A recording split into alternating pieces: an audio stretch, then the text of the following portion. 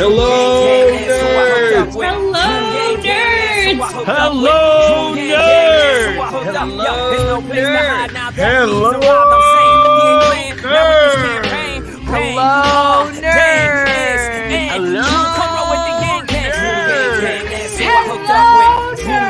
Hello, nerds! Hello, nerds! Hello, nerds! Hello, nerds!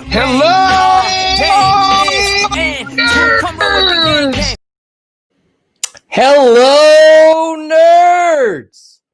Nerds for humanity. How are you guys doing? It's been a really long time since I've done a solo live stream. I've been doing so many freaking interviews. I've been very lucky to have a lot of great guests on this show. But as many of you know, we started out as a channel that did a lot of charts, and I was missing the ability to do charts. So decided to jump on after helping the boys with their homework. Hey, Fred the Felon's in the house. And speaking of which, we had Fred on the show just feels like a few days ago. So go check out Truckers for Yang Pack, TFY Pack. I think it's .org. Let me check it out. tfypack.org, I think.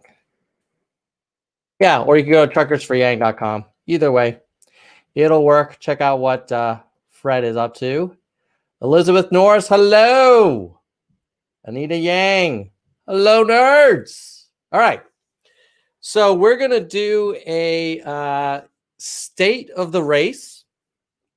And by the way, if you want to say hi in the chat, tell me where you're joining from.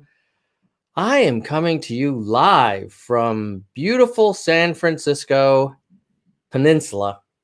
And, the smoke's clearing up, so I can't complain. But I wanted to do a quick summary of, let's see, we're going to do polls. We're going to do polls versus 2016 polls, because I know a lot of you guys are like, well, I kind of feel like Biden's going to win, but I remember last time. And then there's some Trump supporters who are like, hey, remember last time? Well, let's see. I think you'll find that it's a different situation this time around, but who knows? Then we'll look at what the gamblers think with betting odds. Then we'll look at Twitter engagement. And then we're going to look at search trends, what people are searching for as it relates to Donald and Joe. Then we'll look at unemployment rate. Then we'll look at NASDAQ. Then we'll look at COVID. Then we'll look at campaign financing. And then I think we'll wrap it up with some Nerd Stradamus predictions. So as far as I'm concerned, we got a pretty packed stream. Are you guys ready for some charts? Are we ready to do this? It's been so long. My God. Oh, Fred's in South Carolina. Anita's in LA. South Carolina, man, Fred, you were keeping some late hours. Elizabeth says her daughter is in Cali as well. Just sent pictures of pretty blue skies. This is true. Okay. And Elizabeth is in Michigan, crucial state. Okay. So let's get it on. Let's get them charts ready to go. Oh, by the way, I brought my authentic Swiss cowbell. If there's any super chat supporters, don't want to force you to super chat. I also have my nerd gong. So if you want to support the channel, none of the money goes to my pocket. It goes back straight into the channel, like for equipment, or we did some advertising on Yang Speaks, paying like podcast hosting fees, that kind of thing. Okay, let's do the first one, which is the latest polls. All right, Chrome, here we go. It's been a while, folks. So glad to do this again. All right. So this looks at the national polls from March of this year till present. And as you can see, Biden has been pretty much ahead of Trump for the most part, the entire period. So basically the last 6 months. If you want to go back in time to find when Trump was actually leading Biden in the polls, you would have to go before COVID, basically the other BC. After COVID, or after the Donald AD, you'll see that Biden's been pretty much ahead of Trump by about 5 to 8 points. And he's currently ahead of Trump by, let's see,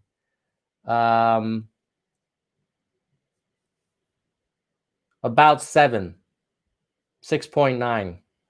And then if you look at some outliers, there are cases where Biden's ahead by far more, but this looks at the average of multiple polls. So in theory, it should be less susceptible to any kind of strange, bias or some weird sample. So TLDR is that if you are hoping that Biden wins, you have reason to believe that the polls are indicating your dream may come true. I know no one would say Biden is our dream candidate, although I will tell you, I've been reading his book, Promise Me, Dad. It's a really good read. Either Biden's a good writer or his writers are a good writer. I've read a lot of political books. This one's really good. I mean, he has a pretty intense life story, and it goes into like the death of his son, Bo, and him deciding whether he should run or not back in 2016. He just comes across as a very human, kind of like a real good guy. Say what you want about Biden. Maybe he's not the most progressive guy in the world, or if you're a Trump supporter, somehow you think that he's a Marxist. But I think he's just a good guy. Any rate, so that is the national polls. Anita is saying, well, the key states are too close for my comfort. I think Anita's raising the point that, last time around when we looked at national polls, that gave us a false sense of comfort. It's a fair point. It's a fair point. So before we get to the key states, because we will do that, because this is a nerd channel, we're going to be thorough here. I did want to address one thing, which is the comparison to 2016, because a lot of you will also be thinking, well, I remember last time we were ahead in the polls and then we got the orange man. So why should you be so confident that this time we're not going to get orange man 2? Here is what it looked like 4 years ago.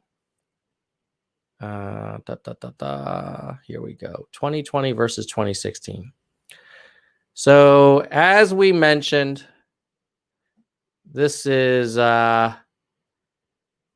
basically they compare Biden's lead to Hillary's lead. But before we go into comparison, let's just review. Here you see Biden's up by about 6 to 7, 8, 9, as high as 9 and 10 around early July. So just remember that Biden was up around 10. Now he's up around 6 from July to present. Now, if you look at Clinton 4 years earlier, so this is Clinton, this one here. July, she was only up 4, not up 10. Maybe back in July at one point, she was up 5.6. That was her high watermark in July. Then she went down to a dead even tie and down. Trump was ahead of her 100 days to election. And then she bounced back to as high as up 7. And then around now, 43 days to election, she was only up 1.6. 43 days to election, up 1.6. Biden, 43 days to election, or 44, up 6.5.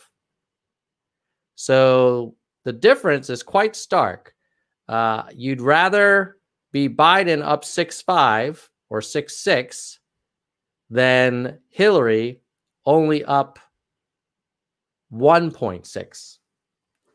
So that's just a reminder that if you're concerned, if you're out there and either A, you're concerned because you're thinking, my God, how in the world are we going to get Trump again?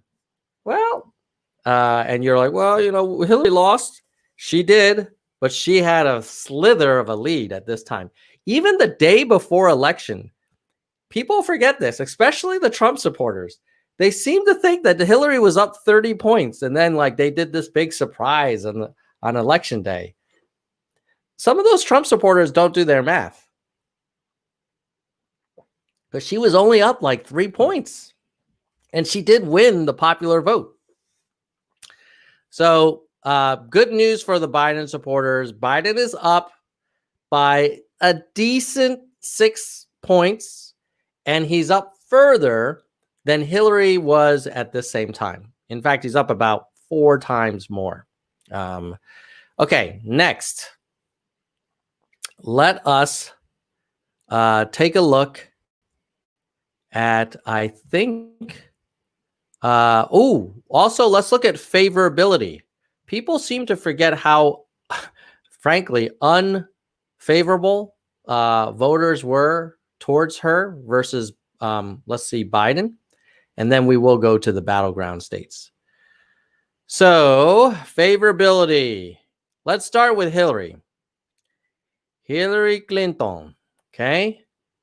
Favorability versus Trump. Scroll, bro. Okay. So Hillary was up 7 points in favorability versus Donald.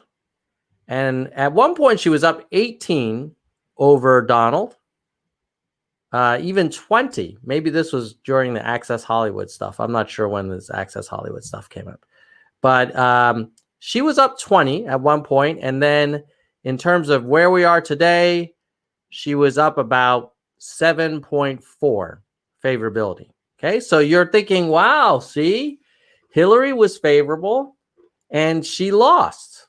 Okay, so let's see what Biden was at. And what is Biden right now? Okay, Biden right now is not up 7. He's up 17 in favorability. Same time, 43 days before election. And frankly, he's been steady at up 15 to 17 since July. His low point looks like he was only up 4 or 5 back in, looks like, you know, April.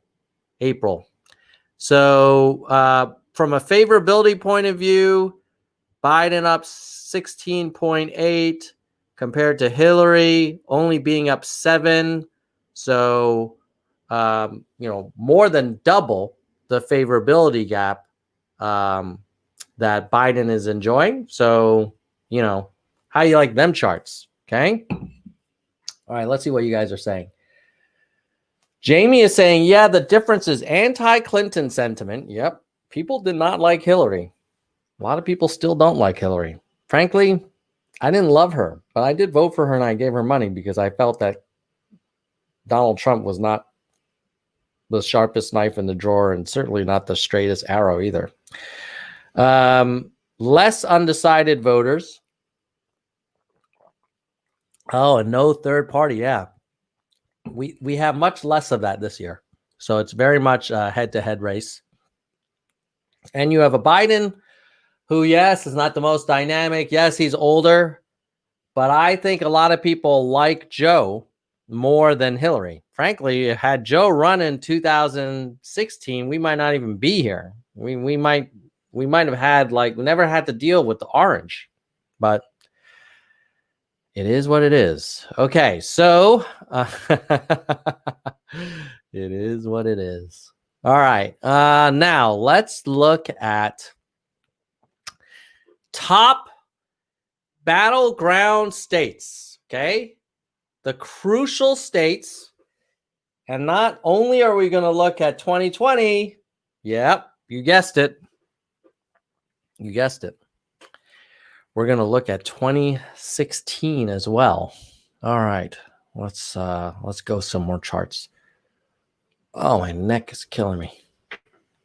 Nerds, we must really love charts to commit ourselves to this channel. All right, here we go. Let's see. Okay. This looks like it's this is not what I was hoping for. Let's see. Let's go to see if I can find. Okay.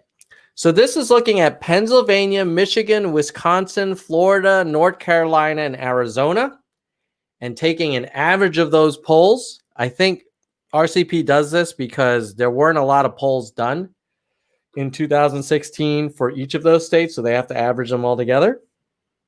Okay, so let's see Trump versus Clinton.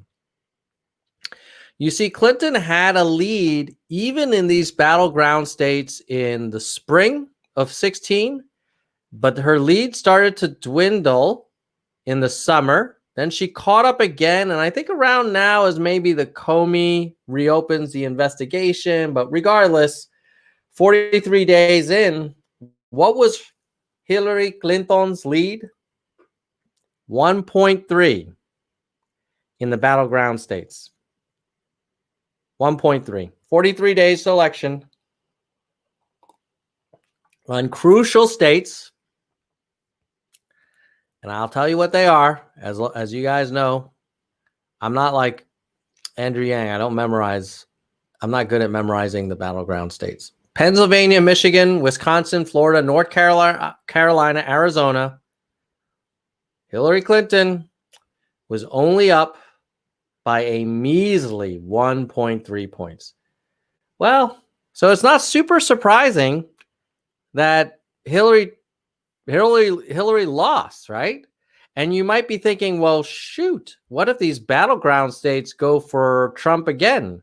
You know, Hillary did have a lead. She did have a 1.3 point lead. Well, Joe Biden has a 3.9 lead. Now, is that like an insurmountable firewall? Heck no, it isn't. But it is like 3 times higher than what Hillary did. At one point, he had a 6-point lead in these battleground states. So, you know, I would say there's something in here for everybody. If you are a Biden supporter, you have more room for some softening than Hillary ever had. But if you are a Trump supporter, that is totally like a surmountable lead. There's nothing in there that says like there's, you know, oh my God, Biden's just got this thing locked up. So that is the battleground states. And we're going to go into a little bit more about the battleground in a second. Oh, I love it. Elizabeth says that she's a fan of how I pronounce Hillary Clinton's last name. Yes, because one of my best friends from college, who might be watching, probably not. Most of my friends don't watch the Nerds channel, unfortunately. They hear too much from me already. But he studied abroad in Chile in 1995. And I think at that time, Bill Clinton was president. And he would always say, when he would listen to the news in Chile, they would say, El Presidente Bill Clinton. Okay, next. Enough of my random stories from Bowdoin Study Away. Okay, so we looked at the battleground states. Now, ooh, what do the gamblers think?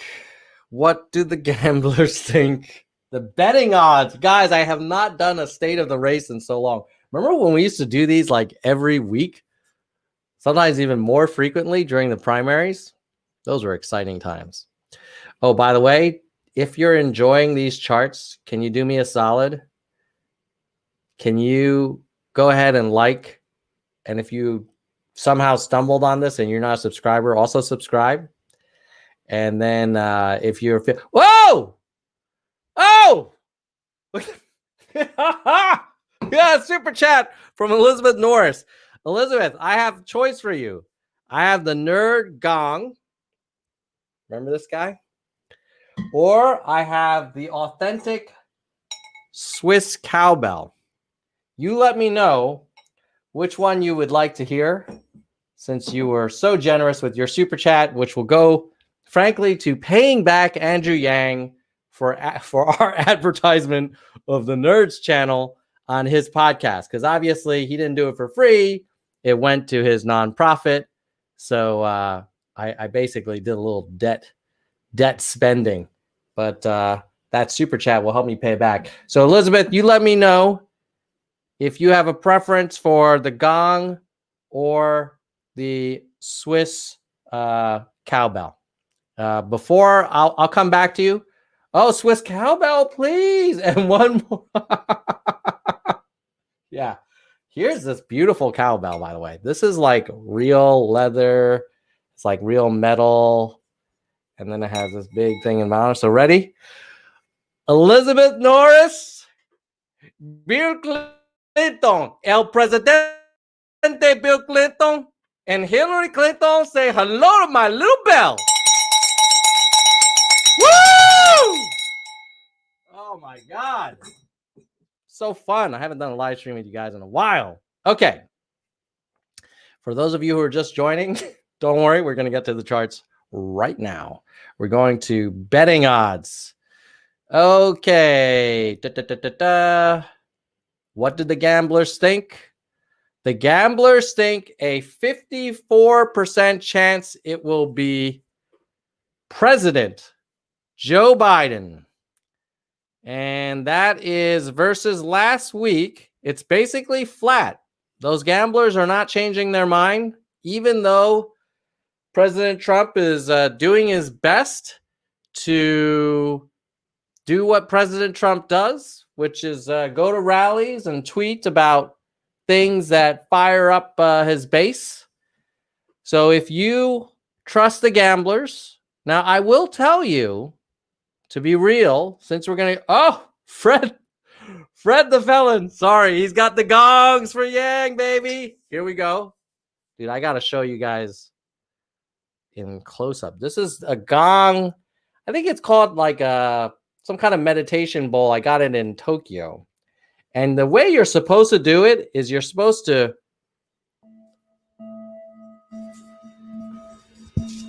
but I like to do it just a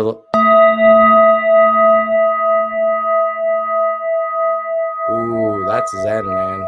You know what that is the sound of charts. That is the sound of data clarifying this effed up world that we lived in. I was going to say something else, but I don't want to get demonetized. Okay. So thank you, Fred the Felon, for your support. All right, let's go to more of the betting data because not only can I tell you, oh yeah, so I was going to keep it real with you guys.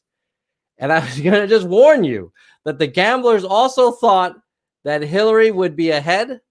But you would think the gamblers have gotten smarter over time. So, you know, and plus these gamblers are not giving us great odds. I mean, they're just us, those of us who support Biden. It's only 54% chance, 53.7. So, you know, nothing to rest your laurels on. I mean, that's why, like, someone was saying to me, like, oh, you know what, Tom, since Biden has it, like, I'm gonna vote for, I'm gonna write in someone else, or I'm gonna do something nuts because it doesn't matter. Biden's gonna win. I was like, bro, do not assume that Joe Biden will win. Number one, Joe Biden is no racehorse. You know, come on, be real. Okay, Joe Biden is a good candidate, but he's not like lighting the world on fire. Number two, have you seen the MAGA rallies? They are hardcore screaming at the top of their lungs, unmasked, screaming and chanting all over each other. And so they're fired up, man. Those MAGA people, they don't mess around. Don't underestimate the MAGA. Okay, so now, what states are most important? Florida, probably. Dude, the gamblers only have Florida 52.9% versus 47.1%. It is basically a coin toss in Florida. This is why I'm going to go out on a limb. I know everybody's talking about like Amy Barrett or someone else, this lady that's the darling of the conservatives. I think that Trump will be very tempted to nominate a Hispanic woman for the Supreme Court justice who comes from Florida, who is of Cuban descent. I think that would be a very smart move because, number one, it would help with basically Biden's weakness with Hispanics. Number two, it would help with Florida. So the name to remember is Barbara Lagoa. She's in fact, there's going to be a meeting between Trump and Judge Barbara Lagoa while he's in Miami on Friday. So if Trump were purely political and really just, doesn't really care about the most qualified person, which probably you could argue Barrett is more qualified than Lagoa, but Lagoa is from Florida and Lagoa is Hispanic. And if you're running against Joe Biden, you want Florida and you want to win the Hispanic vote because Joe's kind of weak with the Hispanics. So that's a early Stradamus prediction for you. That's a prediction I actually made on the day that Ginsburg passed away because I was like, what would I do if I only cared about winning? I was like, I would go with Florida Hispanic woman. What's another close one? North Carolina, 52.5, 47.5. Now you know why the Republicans wanted to have their convention in North Carolina before they moved it to the White House. And then on the other side, Ohio, probably Republican. Iowa, probably Republican.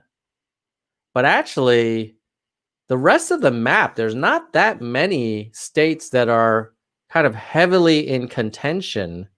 I mean, you could argue Michigan. No, Michigan's not even close. Thank God. I'm very grateful. Pennsylvania, not that close. 61% chance Democrat. So all of the money, if you live in North Carolina and Florida, you will be seeing lots of ads. Arizona, maybe as well. But yeah, I would say the action is going to be Florida and North Carolina. Yeah, that'll be a bit of a poop show because I suspect we're not going to know who won because there's going to be so many mail-in ballots due to the coronavirus that it will look like, as Mike Madrid, who was on this show when I interviewed him from the Lincoln Project, as Mike Madrid said, people who vote early generally are Republicans. People who vote later are Democrats. And so when they count all the early voters, it's going to show Trump with a nice material lead. And then, but as they count more later in tonight, and especially the second day, his lead's going to go away and Biden's going to pull ahead. And basically Trump is going to say, oh, you know what would be diabolical? That piece of work. if he tries to claim victory early in the evening, when the early votes are in, before all of the mail-in ballots are counted, just so he can say, hey, I won, and then 12 hours later, they stole it from me. I wouldn't put it past him. I wouldn't put it past him because he's a showman. Okay. Zaycon is saying like, hey, whoa, why do you think Pennsylvania will go for Biden? Let me see if I can pull up something really quick for you. And I can show you what one of the recent Pennsylvania polls were. President polls. Hold on one second. When was the last? Here we go. Yeah, it's a good point. Let me show you Pennsylvania. There it is. Okay, I'm going to share my screen. I'm going to give you some data. We're going to see some data. Here we go. Share. All right. Pennsylvania. Why are the gamblers so optimistic for Biden in Pennsylvania? Basically, Biden's the blue line. Trump is the red. I mean, at one point, it was a 6-point race. It has tightened up a little bit, and now it's just a 5-point race. But, when was the last time that Trump was in the lead in Pennsylvania polling? It was right here back in May. He was up by 4. And then a bunch of sponsored spammy content. Is that all? I can only go back to March. But basically, if you look at all of these polls, okay, this is all blue, meaning Biden up. There's only 2 polls out of like 30 where Trump has won. So I guess you could convince yourself that every time they survey 1,000 people, 600 people, 700 people, likely voters, that they're getting it wrong by a significant margin. But I don't know. Are all of these polls in Pennsylvania wrong?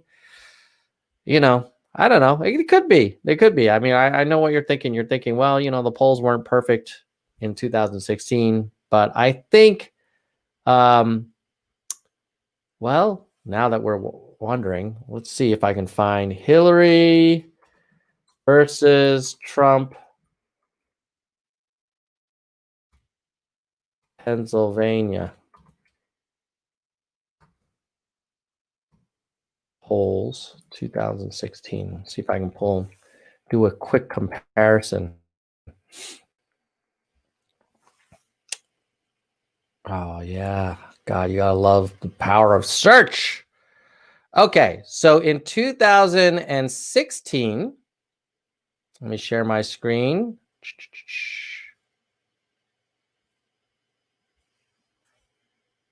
Sharing.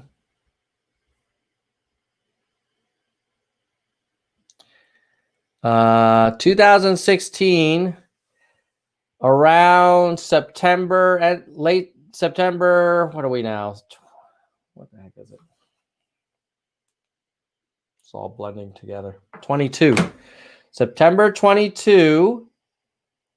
Clinton was ahead of Trump by about 6 points.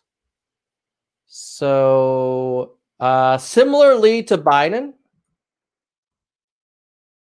And then what happened in the actual election? 2016 Pennsylvania presidential results. Oh, there's a fly. Sorry, fly.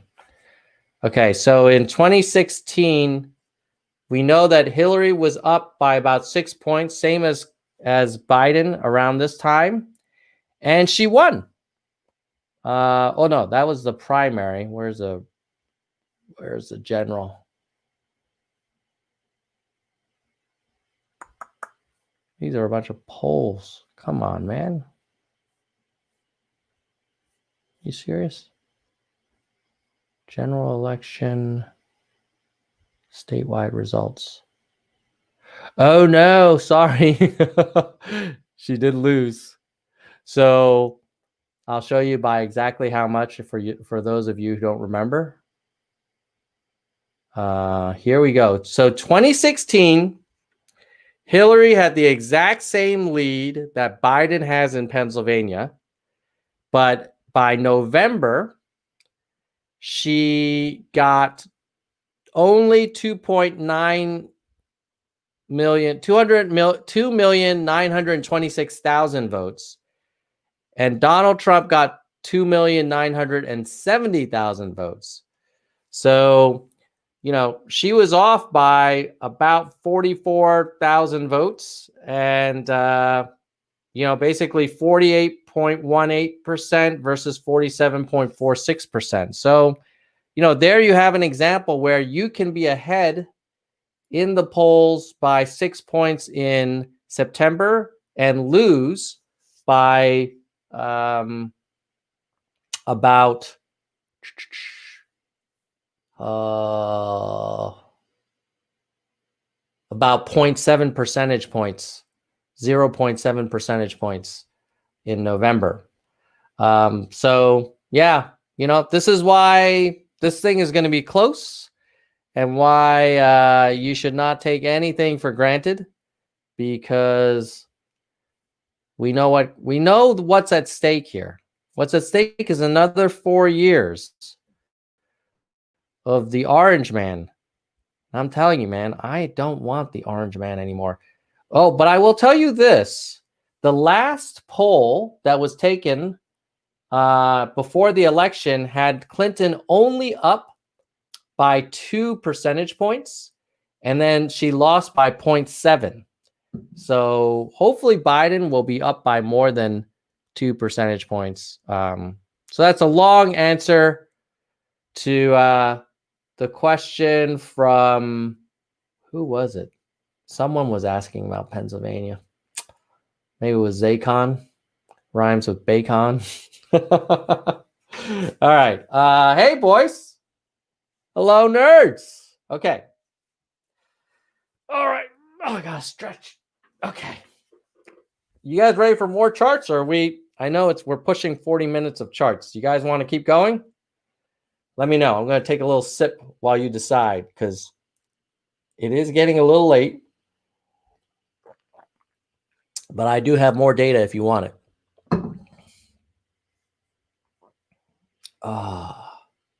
Maybe I'll just do one more if you guys are tuckered out as well.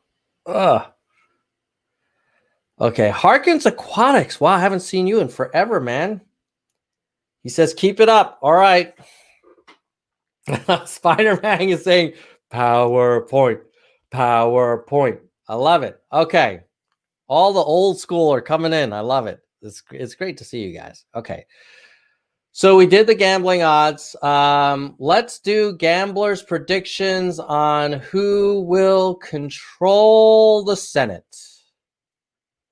If you are a Democrat and you are tired of Mitch McConnell as our esteemed Senate Majority Leader, the gamblers say 56% chance, no more cocaine Mitch. No more Moscow Mitch. In fact, if you want to think about tough seats, you may want to keep an eye on Montana. That's going to be close. Iowa. Ooh, Iowa. That's where JD is running. So that would be great. Imagine if JD got in there in Iowa. Oh, no, but he's running. I think JD's running for Congress. This is Senate. Sorry. But Iowa's close. And then, of course, House, gamblers expect to remain with the Democrats. I will tell you, I would not be opposed to a new Speaker of the House. Personally, I find Pelosi super smart, very capable, knows how to get under Trump's skin. But I don't know. I feel like it's time for some fresh ideas. So anyway. We'll see. We'll see what happens. Maybe Tim Ryan. I like Tim Ryan. So Senate gamblers think the Senate will go blue, but just by a smidgen. So that's that. Okay. So next, we're going to look at Twitter activity. Obviously, Trump is like pretty much the king of Twitter, but Kevin says hello from Napa. Hey, Kevin. I hope things are okay up there, man.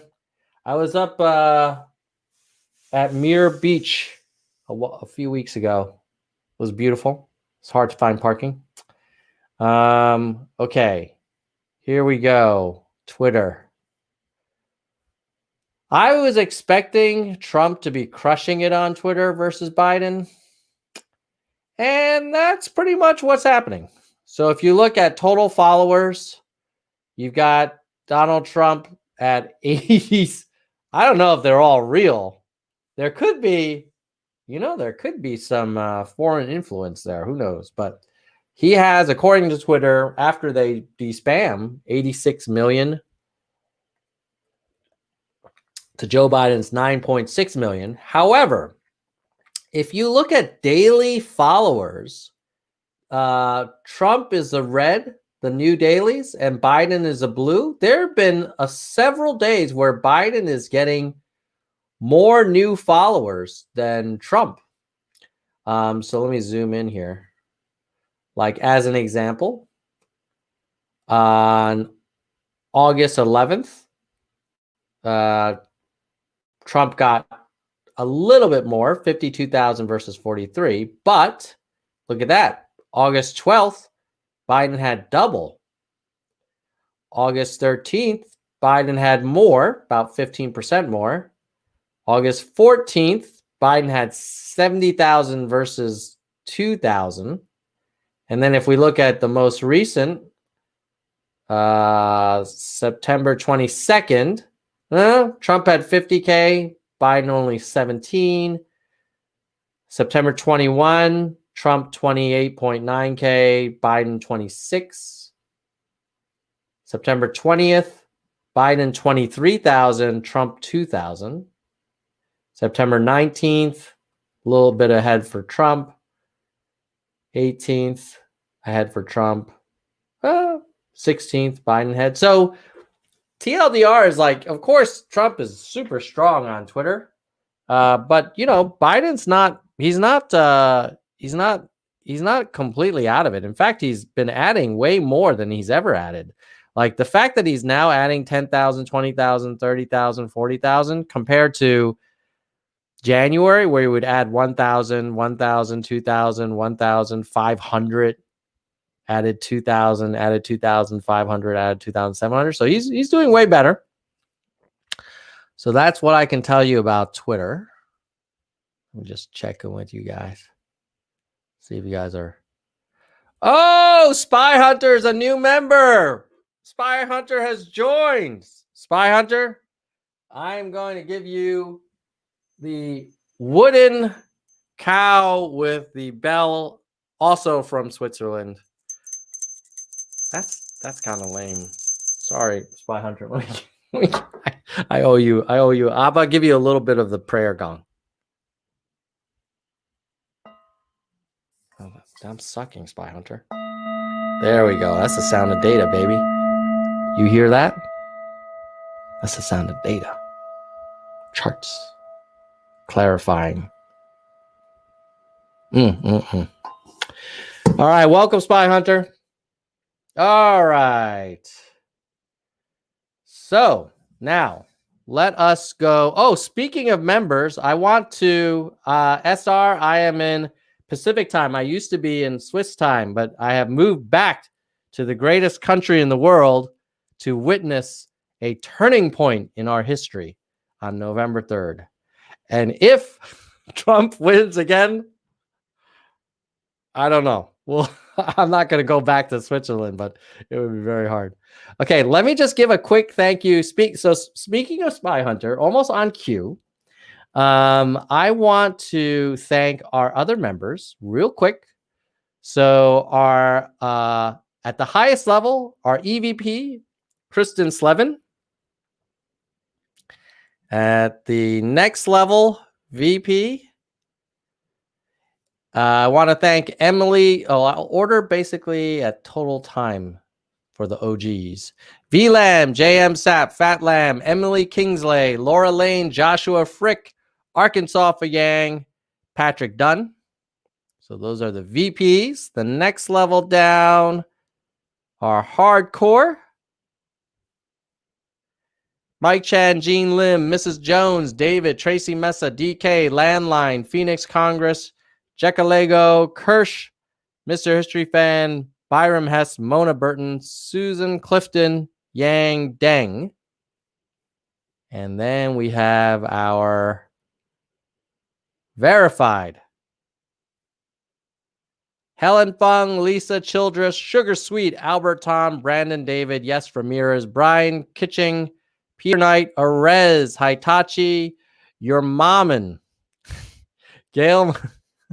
That's always cracks me up. Gail Machado, Jadwiga Basecki, Sophia Chen, Shake and Make, Mike CK, Doris Emrich, Mercian Publico, Emerald DX, Soldier One, Elizabeth Norris, Nell Nieves, Lori Green, Ben McLean, Roger Green, Richard Johnson, Lisa Strawn, Christina Cheng, Von Doramel, Anthony Perella, Rastafasta 100, Ryan Haywood, Jessica Locke, and our newest member, Sabai Hunter. Okay. All right. If you want to become a member, please consider clicking that join button. Next, let's look at Google Trends. What are people searching for when they search for Donald Trump and Joe Biden? What are the people interested in? I will tell you. Okay, first of all, there are more people searching for Donald Trump than Joe Biden. Donald Trump, in this case, is the blue. I know that's kind of inverted, but think of him as blue for a moment. So a lot more interest in searching for Trump. And what are they searching for Trump? When they are searching for Trump, they are searching for him calling people who join the military losers and suckers. They are searching for his position on Kenosha. Again, that story in the Atlantic about him thinking that, smart people don't join the military. People like him with money, they don't go there. The Trump sinking boat parade. Him being nominated for the Nobel Peace Prize. I will say I saw some Trump supporters saying, oh, look, he got it just like Obama. But Obama actually won the Nobel Peace Prize. Being nominated is not the same. About Trump encouraging his supporters to vote twice. His rallies, his town halls, more of the military comments. Boat parade. And then for Joe Biden, they are searching for Despacito. Despacito. Biden falling asleep. Biden Despacito. Biden in Kenosha. Biden falling asleep. His speech in Pittsburgh. Him playing Despacito. More Kenosha, more Despacito. More falling asleep. Town hall meeting. Quartermaster. Scientific American endorsing Biden. First time ever. Another sleep. Wow. I missed the whole falling asleep thing. But apparently, if you search for it, I'm sure you will find it. Okay. So that is a little bit about what people are searching for. Spy Hunter. Spy Hunter's like, well, hold on. Trump is more deserving of the Nobel than Obama was, right? I think the argument for Trump is the UAE, Bahrain recognition of Israel, maybe. And also reducing American presence in some fields, although I think I heard that he actually added more troops when you add up all of the conflicts in the Middle East. But he's certainly less interventionist than Republicans have been. On the other hand, Obama, you got to remember when he got elected, we were deep into Iraq and Afghanistan. And I would argue turning the tide and really pulling out of Iraq and Afghanistan, maybe not completely, but certainly majority of troops, was, in my opinion, more for peace than the United Arab Emirates recognizing Israel, because that's a meaningful deal, but it's not the Middle East peace deal that we I think that Trump was hoping for. But at any rate, that's a Nobel. All right, so that's the search trends. Now let's look at unemployment rate, the economy. All right, at least one way to measure the economy. Now, I know a lot of you are thinking, well, those are shitty jobs or they're all gig jobs. That's true. But let's look at the unemployment rate, because I don't have a data source that is non-gig employment rate, although that would be pretty cool. I might search for that later. But let's look at the unemployment rate. This is not some liberal rag. This is not the failing New York Times, although I will be sharing charts from them. This is the Bureau of Labor Statistics. This is the Trump government. So if you look at civilian unemployment rate seasonally adjusted, look at that. That goes from 2000 to 2020. And right now we are at a 8% unemployment rate, a little bit less than the financial crisis. The peak of the financial crisis, we got to 10%. Now, what's interesting about the unemployment rate is if you talk to Trump supporters, they will often remind you, and Trump himself at his rallies will remind you, that before the Kung flu, as he calls it, so racist, before the coronavirus, our economy was on fire. We had record unemployment. So what's interesting is if you look at this chart of the unemployment rate, where going down is good, you want the unemployment rate as low as possible. Can you point out when Trump took office? Is it obvious from that chart? Because according to the Trump narrative, the moment he took office and slashed regulations and slashed taxes on those poor rich people, slash corporate income tax on those poor American corporations, he introduced this amazing Trump boom. Okay, where is this boom? Like that, if there were a Trump boom, shouldn't around after 2016, shouldn't this line sharply dive down? It looks like it really has been going down ever since 2009. I'm not sure who was in office that time. Oh, that would be Barack Obama. My man. All right. So if you look here, I think what this tells you is Barack Obama did not cut taxes for the rich. He did not cut corporate income taxes. He cut middle-class taxes. He introduced a national health reform that allowed people to buy insurance at a much lower cost. But he didn't cut regulations. He introduced actually more environmental protections, more financial regulations. So he did all of this, and the unemployment rate went down. And then you had Trump basically blow a hole in our national debt to fund his tax cuts and also cut all the environmental protection. The other thing is, like, when you hear Trump talk about, oh, I've cut thousands of pages of regulations, and that's why the economy blew up and was raring under me. Number one, it was not raring under you. It was basically continuing a trend. And number two, the regulations you cut were generally just to allow more drilling of fossil fuels. So I don't know if you want to be really proud of that. But anyway, just keep it real. When you talk to a Trump supporter who's telling you about the great Trump economy, you may want to show them this chart and be like, hey, if this great Trump economy is because of everything he did, why does the line look the same?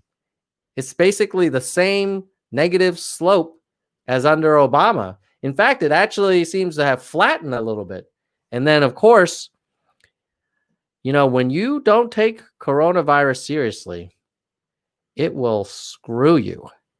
And, you know, let's remember, we at one point had 15% unemployment.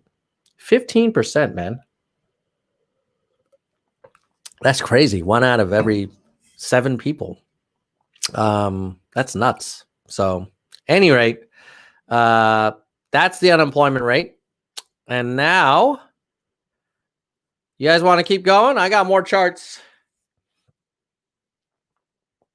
Yes, Andrew Yang for Prez. He actually had asked me to do this, and I went through every major regulatory reform because I was like, hey, maybe he is cutting a bunch of red tape around like small business generation or companies taking new products to market. No, it was all basically allowing old energy companies to drill in more places with less regulation. It was pretty gross. But I don't know if Trump supporters have researched and looked into the exact regulatory changes that Trump has made, because it's not about red tape. It's, I guess, if you consider protecting like Arctic areas red tape, it is red tape for coal companies and for fracking companies. So I guess in that way it's red tape. But when I hear red tape, I think more of like government bureaucracy across multiple industries. Okay, the stock market, we have to give him credit, is doing pretty good. Here is the NASDAQ over, let's say, the last 5 years. And if we go further, so this is basically the Obama line here, basically 2008 to 16, right? Nice. But I will give you credit, Trump. It has also gone up even more aggressively, slightly more aggressively, under Trump. I think that's where the corporate income tax cuts have helped. But, you know, not everyone, I don't know, I would say most, but not everyone in the country owns stock, or if they do, they may not own a lot of it. So there's a lot of people out there who are thinking like, whatever, NASDAQ at 10,900, 10,500 doesn't make a freaking difference. I just want a job. But I just wanted to keep it real because I know a lot of people know I really despise Donald as a person, as a leader, as a man of it, you know, in terms of his integrity, his, you know, his sort of disdain for reading. These things are very disturbing to me, and his sort of discomfort with actual statistics that are you know, more nuanced. But I will give him credit that the NASDAQ has done really well.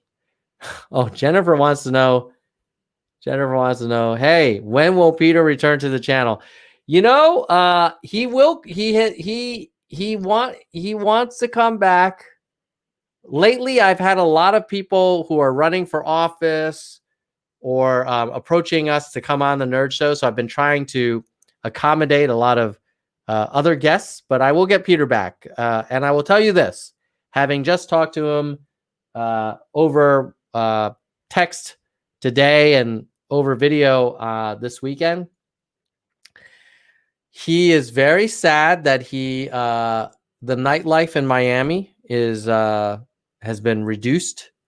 However, he is still going out clubbing. and he's definitely not keeping 6 feet away from people, and they're not wearing masks. So I told him, like, if you don't want to shut the whole country down again, like, freaking be a little bit more responsible, wear a mask, and avoid indoor crowded places, including Miami Beach nightclubs. But sometimes people don't listen to me. So there you go. All right. Play Woodward tapes for Peter. His defense will be hysterical. Yeah, well, he will defend him. He will defend Trump to the end. Okay. So that was the NASDAQ. And now, oh, you cannot talk about this election without talking about COVID. So I wanted to basically take a quick look at how we are doing as a country when it comes to dealing with this coronavirus. And in a lot of ways, you might be wondering, like, whoa, I thought this was a politics discussion. Why are we talking about COVID? Like, COVID is the Trump virus. Like, he owns the outcome. I mean, everybody knows he did not take it seriously. He continues to dismiss people who wear masks. He in a one interview last week, he said, "Oh, some people say masks are dangerous," and then I think George Stephanopoulos said, "Who?" And he said, "Well, you know, like, you talk to the waiters. The waiters will tell you." It's like, dude, you don't. Why are you taking medical advice from waiters? They are not experts in medicine. That they're experts in being a waiter.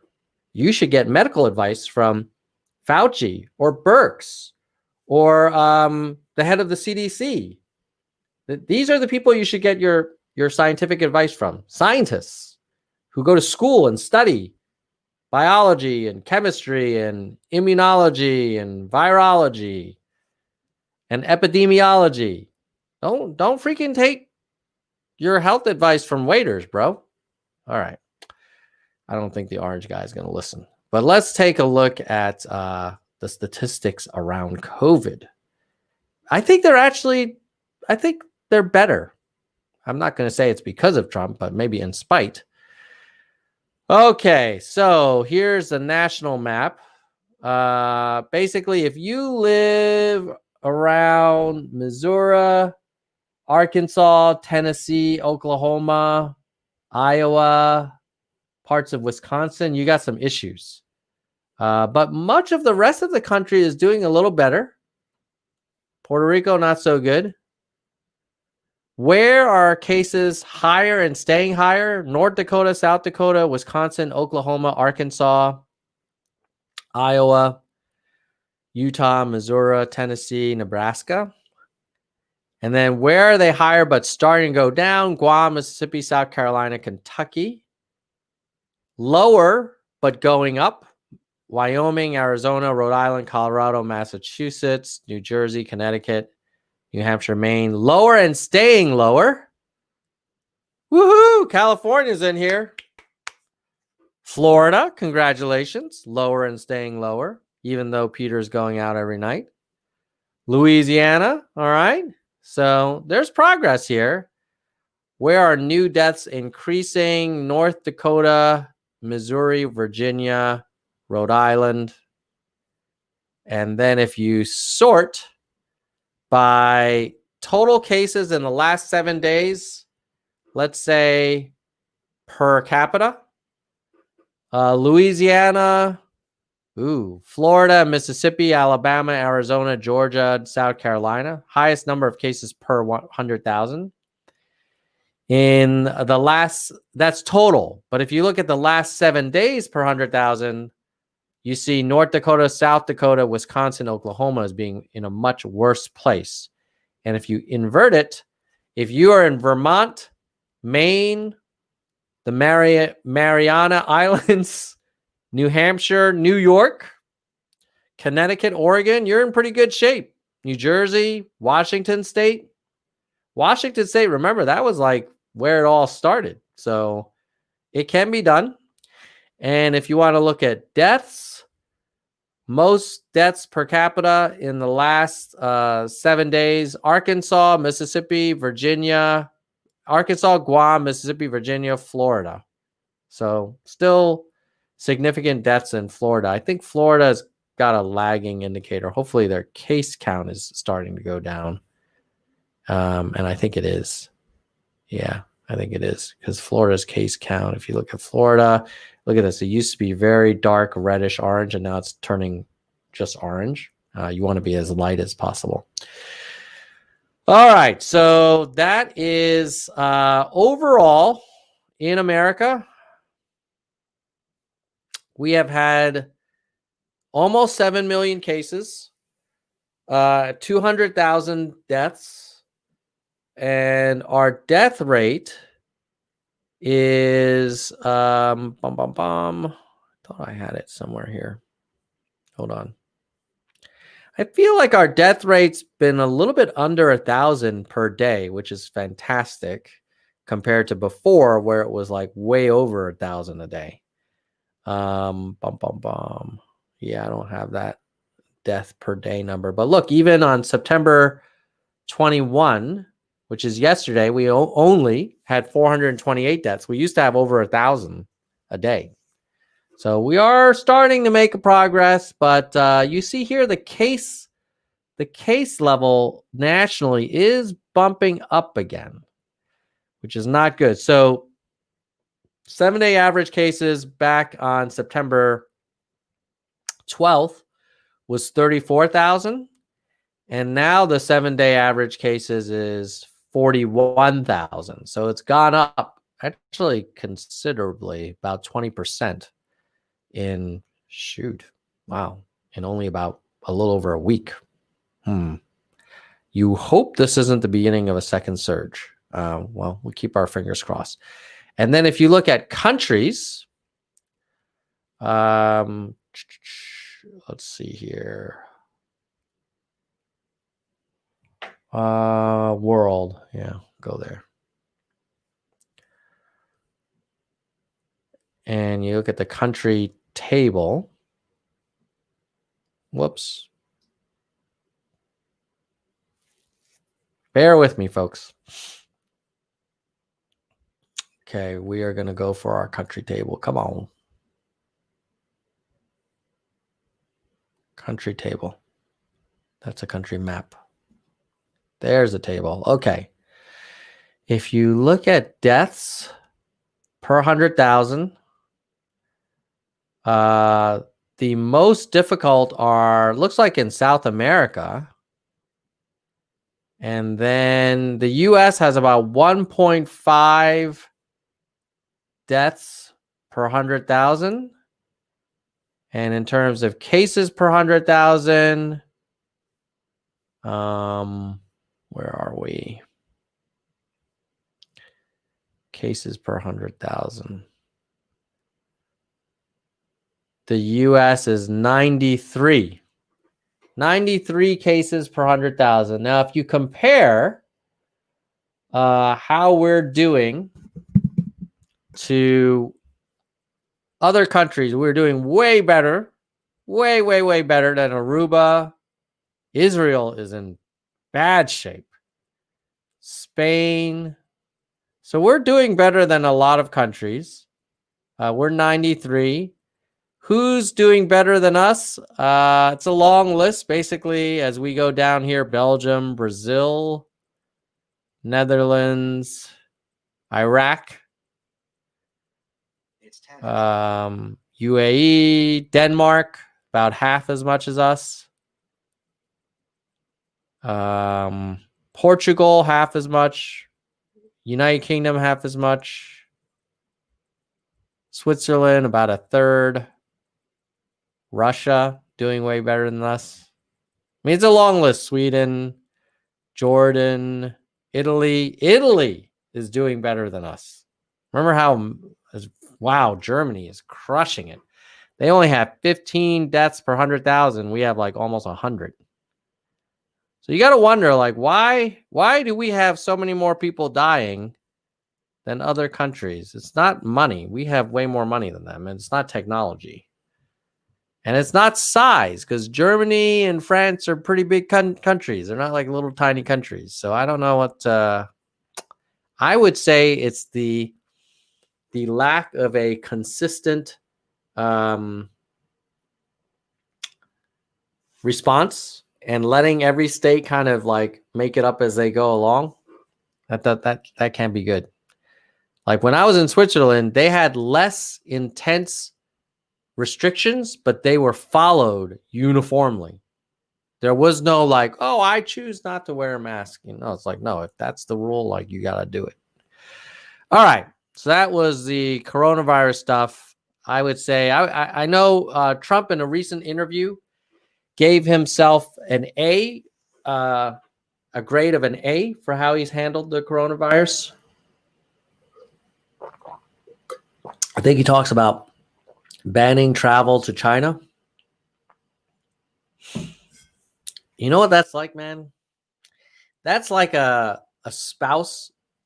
It's like a couple where one part of the couple says, oh, you don't do anything for the family. And the other part of the couple says, oh no, remember that time I went to Safeway and I picked up the milk and you said we didn't need any milk. And then it turns out that we did need milk and I picked it up. Remember? It's like, okay, great. You banned some flights from China. That's great. I'm not going to give you a statue for it because like leadership requires a little more than that. Banning flights to China and then calling it a day and then prescribing like hydroxychloroquine, like from the like a press conference. Banning flights to China is like necessary, but not sufficient, man. That's like locking the door to your house when your kitchen's on fire. Like you need to do a little more. I know you went to Wharton for 2 years as a transfer student, but you need to go back. Okay. So now let's look at money. Speaking of Wharton, the ultimate number, the number that even Donald likes. I know, except we don't know what his money number is from his taxes, which he will release as soon as his audit is over, which is any day now. We will see his taxes. All right. Here we go. Peter is in the house. What? Peter, bro, let me know if you want to join the live stream. Let me know, bro. I will send you a link to jump in.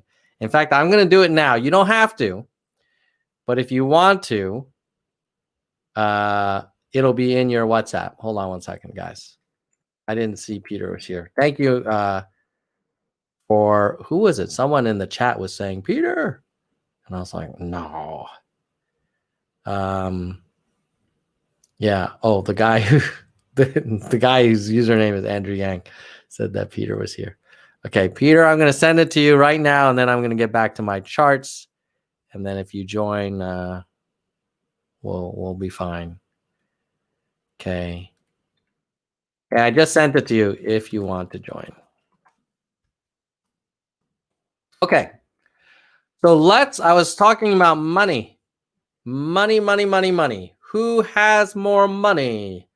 Well, we know that basically Donald Trump has been raising money for his campaign ever since he was sworn in, frankly. So he had a massive advantage.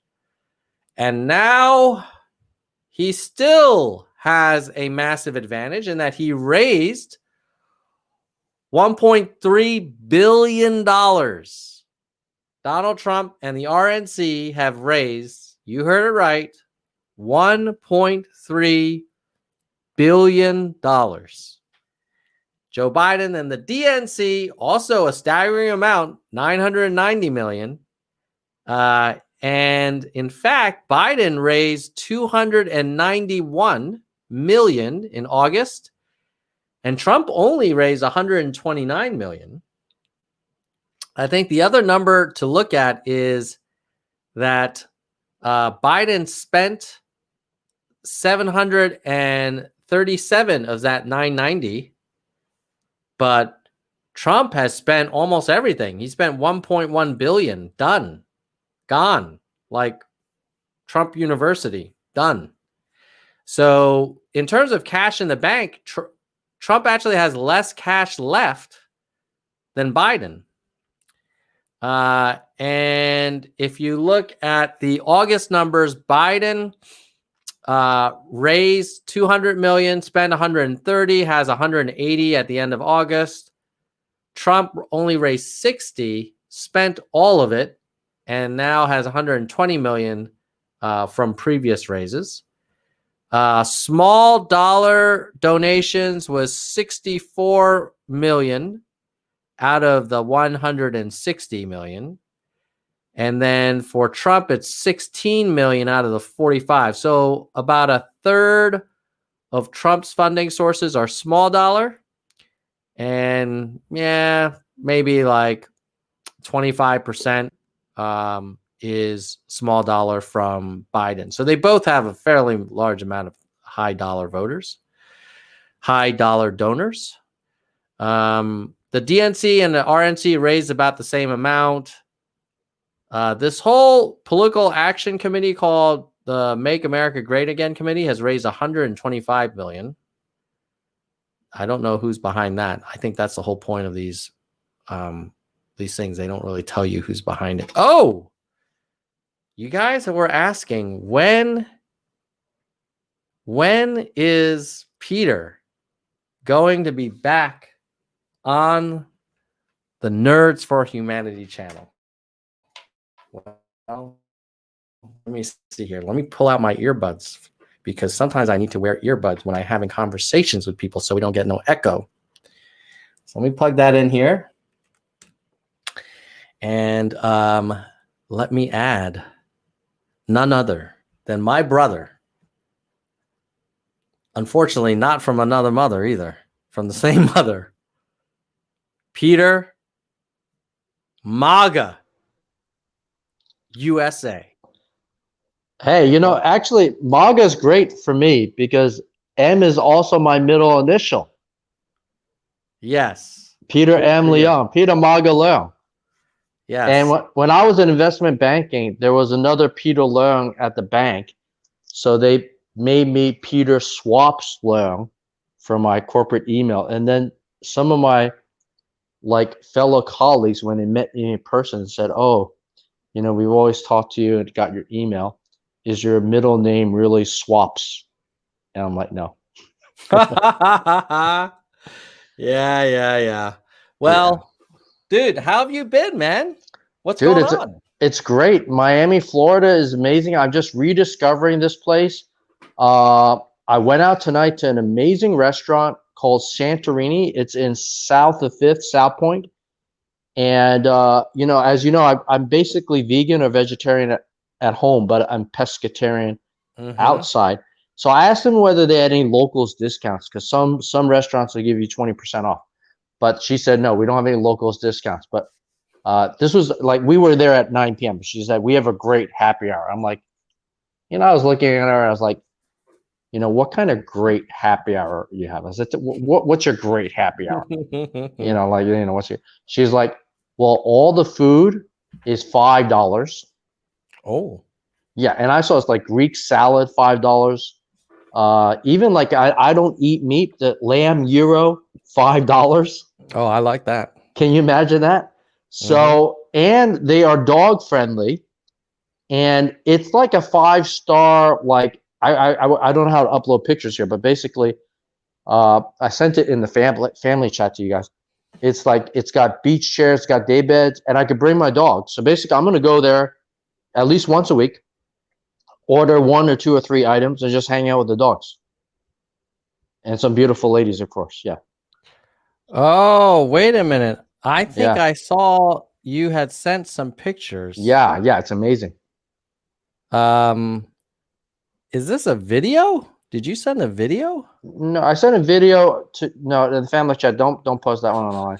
That was me teaching mom how to do yoga stretches. No. This one looks like people dancing. Is this you dancing? That was in our private brothers chat. Yeah, with me dancing at a rooftop party. Yes, at a rooftop party. Yes, that was Sunday night. I Like love like it. we're coming back, man. Florida is coming back. I mean, COVID be whatever Be be damned. Is gone, that be what you're damned. Yeah, saying? be damned. Yeah, COVID be damned. Is this Yeah. a picture of you? I need to show. I feel like I should show this picture of you sitting with your friends. Yeah. Oh, that you can show. Yes, you I can show that one. You can All show right, the go. two girls, right? Yeah. Yeah. Yeah. Show Here that. we go. Show that. Let the people know who they're dealing with. So, couple questions. Yes. That's not 6 feet of distance, No. and I don't see any masks. I wish it was closer than that, but that's. All right. So, but you're now. What's your position on COVID these days, man? I mean, So do my- you think it's a Democrat hoax? I ride in Ubers and I make sure I roll down the windows and I have my mask on. Mm-hmm. And But then you go to clubs and sit next to random women. I mean, they're not like nurses that have like sanitized themselves and I don't right? really know. I don't really know if you can catch COVID by being 2 feet or 1 foot from someone in the open air if I'm not deliberately like breathing or into them or something like that, I don't know. don't know. That's the problem. Well, we were in the open air, rooftop, and it was very windy, So like everywhere I eat, like tonight, they asked whether we want to sit indoor, and actually the indoor wasn't really that nice a vibe.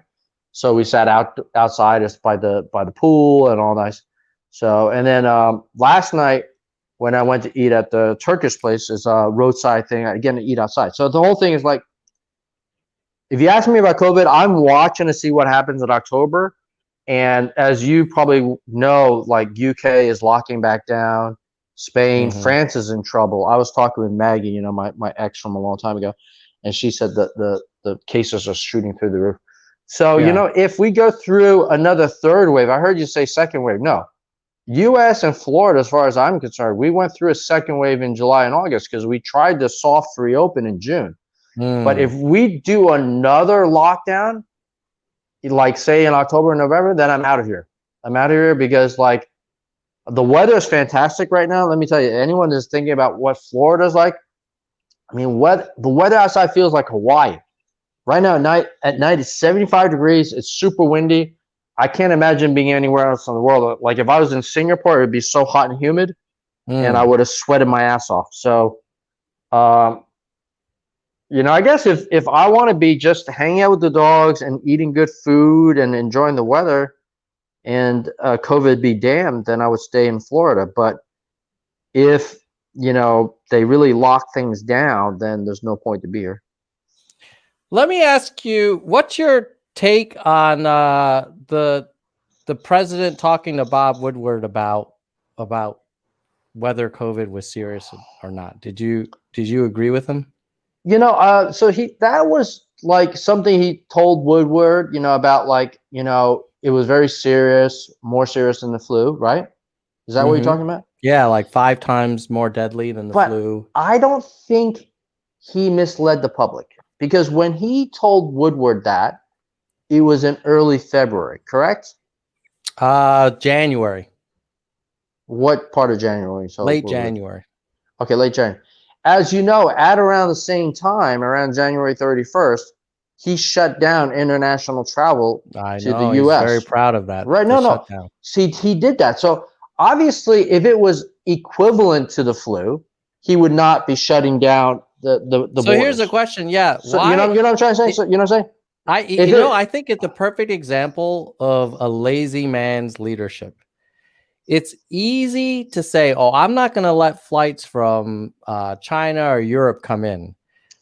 But the hard work would actually be implementing a national mitigation plan. Because if you think about the science, stopping new planes from coming in tomorrow doesn't do anything with the virus that got here yesterday. And it doesn't do anything with Americans still coming back from Europe. Yeah. So the virus doesn't know any passport or The citizenship. virus doesn't care. The virus doesn't be like, oh, well, now you ban flights, so I guess I won't spread anymore. It was already here. Yeah. I mean, some people think it was here like, since like November, December. So, I mean, let me just share for a second. Sure. Like here is what he's saying. I mean, in his own words. It goes through air. It's always tougher than the touch. The touch, you don't have to touch things, right? But the air, you just breathe the air, and that's how it's passed. And so that's a very tricky one. That's a very delicate one. Very delicate, yeah. More deadly than your strenuous flus. This is more deadly. This is 5 per. This is 5% versus 1% and less than 1%. So this is deadly stuff. Well, I think, Bob, really, to be honest with you, sure, I want you to. I wanted to always play it down. I still like playing it down. Yes, because I don't want to create a panic. All right. So basically, I watched that, and what I conclude is like he knew it was 5 times more deadly than the worst flus. He knew it travels through the air. And so stopping flights from a few countries is necessary but not sufficient. But he's still not really. Oh, Peter, are you still there? You look frozen. Hello? Oh no. Peter, I hope you're going to come back, my friend. Hold on. Coming back. What happened to you? Did your video froze? I hear your audio. Yeah. Are you there? Oh. I see 2 of you now. Can you close one of them? I don't know. Can you close one? Yeah, I'll kick one. Kick the first one. Okay, but now I have no video. Yeah, what happened? Your video must be off. I didn't do anything, man. You want me to leave and then go again? Yeah, try come back. I'll keep talking. Your browser has lost connection to camera. Make sure no other apps are running. Anyway, let me just out of this. Any rate, so what I was making the point to Peter that if you know it's deadlier and you know it travels through air, just saying no more flights from China doesn't do it for you. And so and then the other thing is he didn't want to cause a panic, but basically when you University of Washington has run models where they suggest if everybody wore masks, we probably, instead of having 200,000 dead, we probably have closer to 100,000 dead. Can you hear me now? Yeah. So, I mean, if you remember, there was a huge run on toilet paper. Yeah. And you couldn't get masks anywhere. Uh-huh. So I think if he had created a panic, we would have had a lot more serious situation than just running out. I don't know because I think a lot of people ended up not wearing masks because they were not panicked. I mean, the opposite of panic is sort of ambivalence or just sort of ignorance of the urgency of the situation. Look, I'm not going to defend him on that because that's one thing. I was masked up, if you remember, right? We had a show. I showed you my masks, right? Which I never ever really wore the biohazard mask except for having sex, Right. Because that's waterproof and also extra power and all that. So yeah, I mean, I wish he would have told everyone to do masks. I don't know. I don't understand the rat. I still but even don't today, understand. It's now September, bro. Yeah. I don't know. So I know you don't like Trump. Maybe you even hate him. But can you try to figure out what is it that we don't know? What is it we don't know about Trump why he doesn't like the mask and why he didn't propose the mask? Because obviously in Singapore and China, everyone's using the mask. So why would he not want it? Is there another reason? Okay, but yes, I think there are. Before I give you my explanation, I would love to hear your reaction. Let me show you. This is just this week. This is Trump in Pennsylvania. Mm-hmm. That crowd, most are not wearing masks. I can't see, but yeah, probably. Yeah, it's a Trump rally, dude. Yeah. Right? They don't even wear masks when they're inside. You know, they're more likely to get in a sinking boat than put a mask on. Any rate, so you're asking me like, hey, let's not. You were suggesting that I hate Trump. Yeah, I think you do. And I certainly have no respect for him as a leader, and I hate what he's done to our country. Okay, I'm going to dispute you there what he's done for our country, because BLM has done a lot worse to our country than the Democrats. But anyhow, yeah. Okay, BLM didn't kill 200,000 people. Well, all right. So let me answer your question, which is like, well, you know, why is he doing this? Yeah. I mean, maybe the reason. Think philosophically. There might be a deeper reason, and don't make it all negative. You don't make it all negative. I'm not going to go negative. I'm going to try and give you the most constructive defense of why he's not asking for masks. Okay, go ahead. Maybe doubtful. He's worried about first responders having access to PPE. I don't think that's as much of an issue anymore, but that was probably the issue in February, March. I think that's why Fauci, frankly, if as much as I like Fauci, Fauci should have been blamed, if anything, right? I think Fauci and the whole CDC, including Trump, decided not to make a run on masks because you know, doctors and nurses were having trouble getting it. But then what they didn't realize was that by people from buying them, when you actually need them to wear them, half of the country is going to be like, oh, well, you said I didn't have to wear them. And they're right. I mean, it was the advice did change. But setting that aside, today, why isn't he telling people to wear a mask? I think it's because he feels like it makes the country look weaker, and that will reflect badly on him. And that will affect the. Yeah, like it makes it feel like more like a pandemic. Yeah, it's going to be like, what the hell's going on? We all have to wear masks. Who's in charge? Whereas if you tell everyone, hey, go to church in April, it's all going to go away magically. The heat from the summer will instantly kill. It makes people feel like, oh, okay, yeah, maybe he can say, we're turning the corner. We're turning the corner, right? The corner is the third wave. That's the corner. If you keep having half the country go to like Sturgis and have these huge like these stupid college students, like, come on, man. Like, I get the hormones are powerful, but they are very powerful. I know for even not just for college students, for some older 33-year-olds like me, man. It's very powerful. So yeah, man. That's why I find it very self-serving. I mean, they asked him like, "Hey, aren't you worried with these rallies about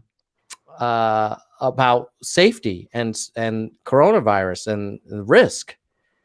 And do you know what he said? No, what did he say? He said, "It's okay. I'm on the stage. I'm very far away from them." Well, no, maybe he was worried that maybe he was implying or worried that he would be talking and spitting at them or something, you know. Maybe. Yeah, maybe. You know what I'm saying, right? You know, yeah, but I don't think he was grokking that that when a bunch of people are screaming and chanting and yelling, like there's probably droplets, you know. Now, someone in the chat was saying, hey, that's not fair, that I was saying that most people at the Pennsylvania rally were not wearing masks. I did assume that they weren't wearing masks, so I'm going to try and find a video, if we can find any, of Trump's rally. So is this particular chat on COVID, or what was this chat? This was a This random chat was about the state of the race. Okay. Yeah.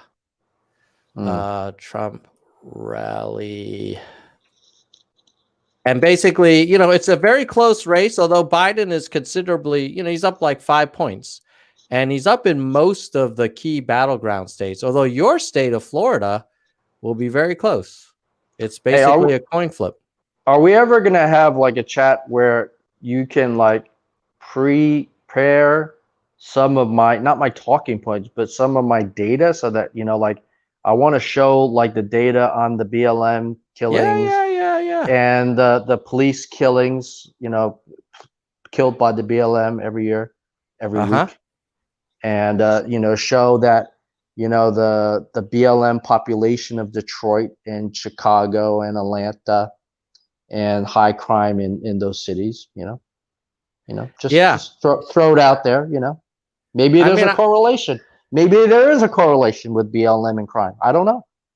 Maybe. So you're saying BLM is causing the crime?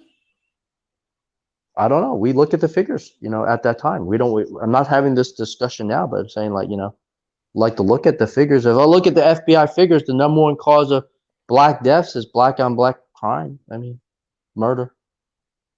But that's not what BLM's about. BLM is about police excessive use of force. I'm very well aware of what BLM is. BLM believes that there's systemic structural racism. In our society, and that there's excessive use of police force in their arrest of black people. Bullshit. So you think police are not more likely to kill black people per capita? Like when you adjust the population size? Well, no. You shouldn't be adjusting for death for populations, Tom. You have to adjust it for twice. Okay, you're adjusting for population of blacks, 12%, 14%. No, if you take 100 arrests. No. Okay, go ahead. Because blacks are more likely to be arrested. Blacks are more 9 times, 10 times more in crimes. Well, they're more likely to be arrested. That's not the same as saying that they're more likely to commit crime. Okay, right? So you're making a distinction. But like the number one murderer in America,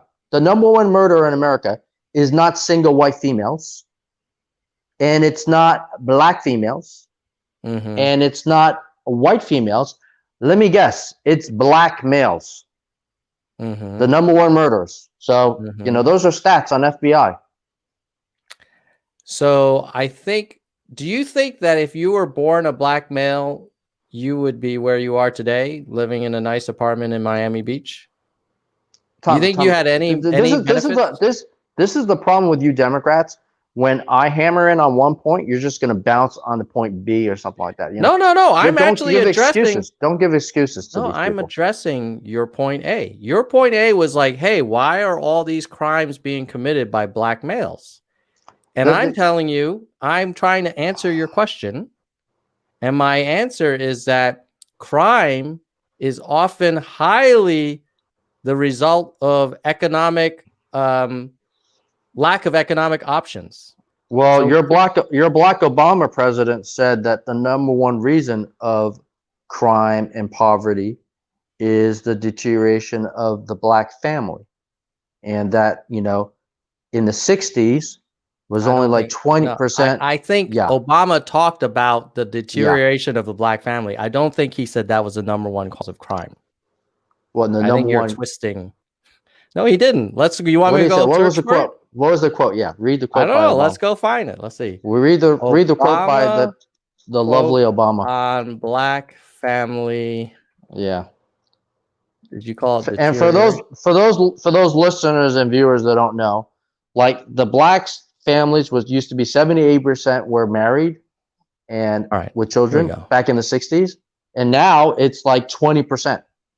So like if you do the math, you're gonna grow up in a shitty family with no father figure, and you're gonna become a criminal. And whose fault is that? That's not my fault. That's not U.S. government's fault.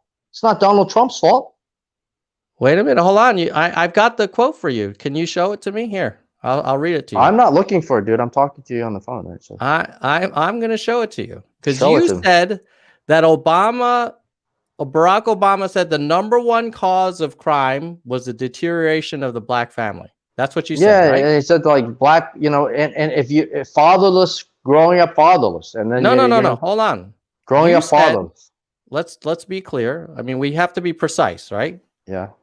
You said that Barack Obama said that the number one cause of black crime was the deterioration of the black family. That is what you said. That he said. Okay. So what did he say? So here's what he actually said. Mm-hmm. He said, too many fathers are MIA, AWOL, missing from too many lives and too many homes. They have abandoned their responsibilities, acting like boys instead of men, and the foundations of our family are weaker because of it. Okay? Yeah. Don't get carried away with that 8th grade graduation. You're supposed to graduate from 8th grade. It does not say anywhere here, I know how hard it is to get kids to eat properly, but I also know that folks are letting our children drink 8 sodas a day, which some parents do, or, eat a bag of potato chips for lunch. Buy a little desk or put that child at the kitchen table, watch them do their homework. He is not saying anywhere Where's the thing on that crime? Yeah. Here, let me do Control F. I've actually watched a video of him talking about it, dude. Okay, well. Yeah. You want me to do another search? Yeah. Okay, so play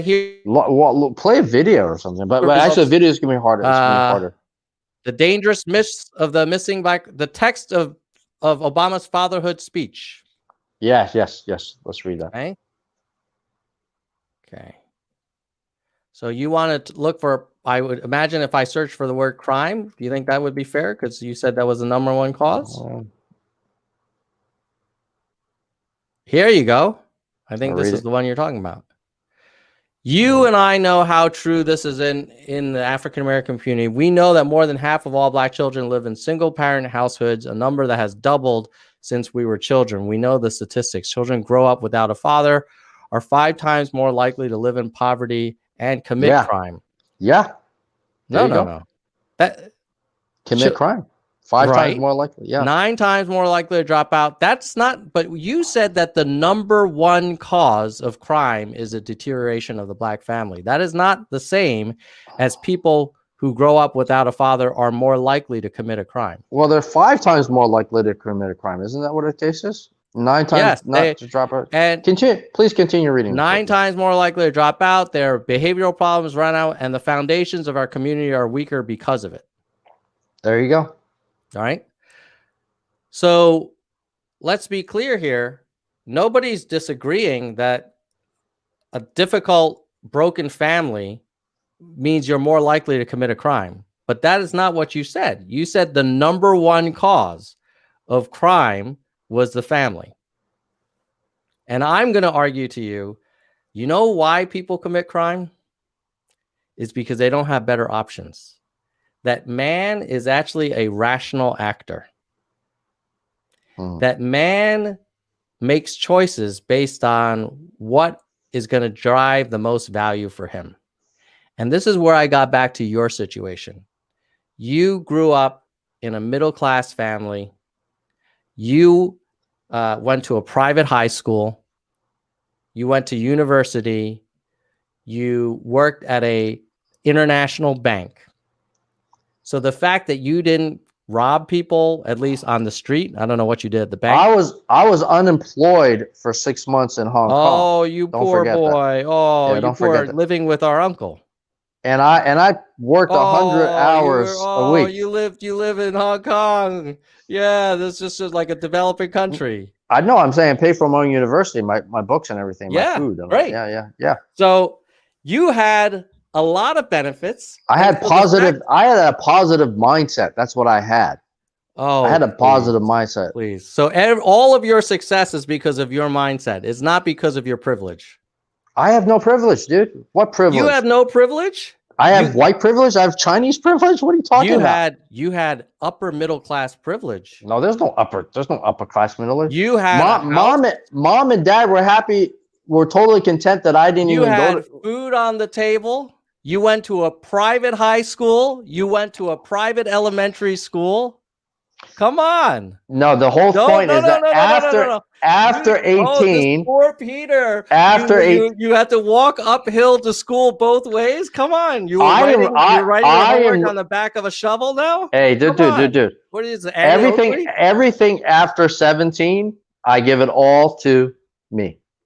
Okay, but what about 1 through 17?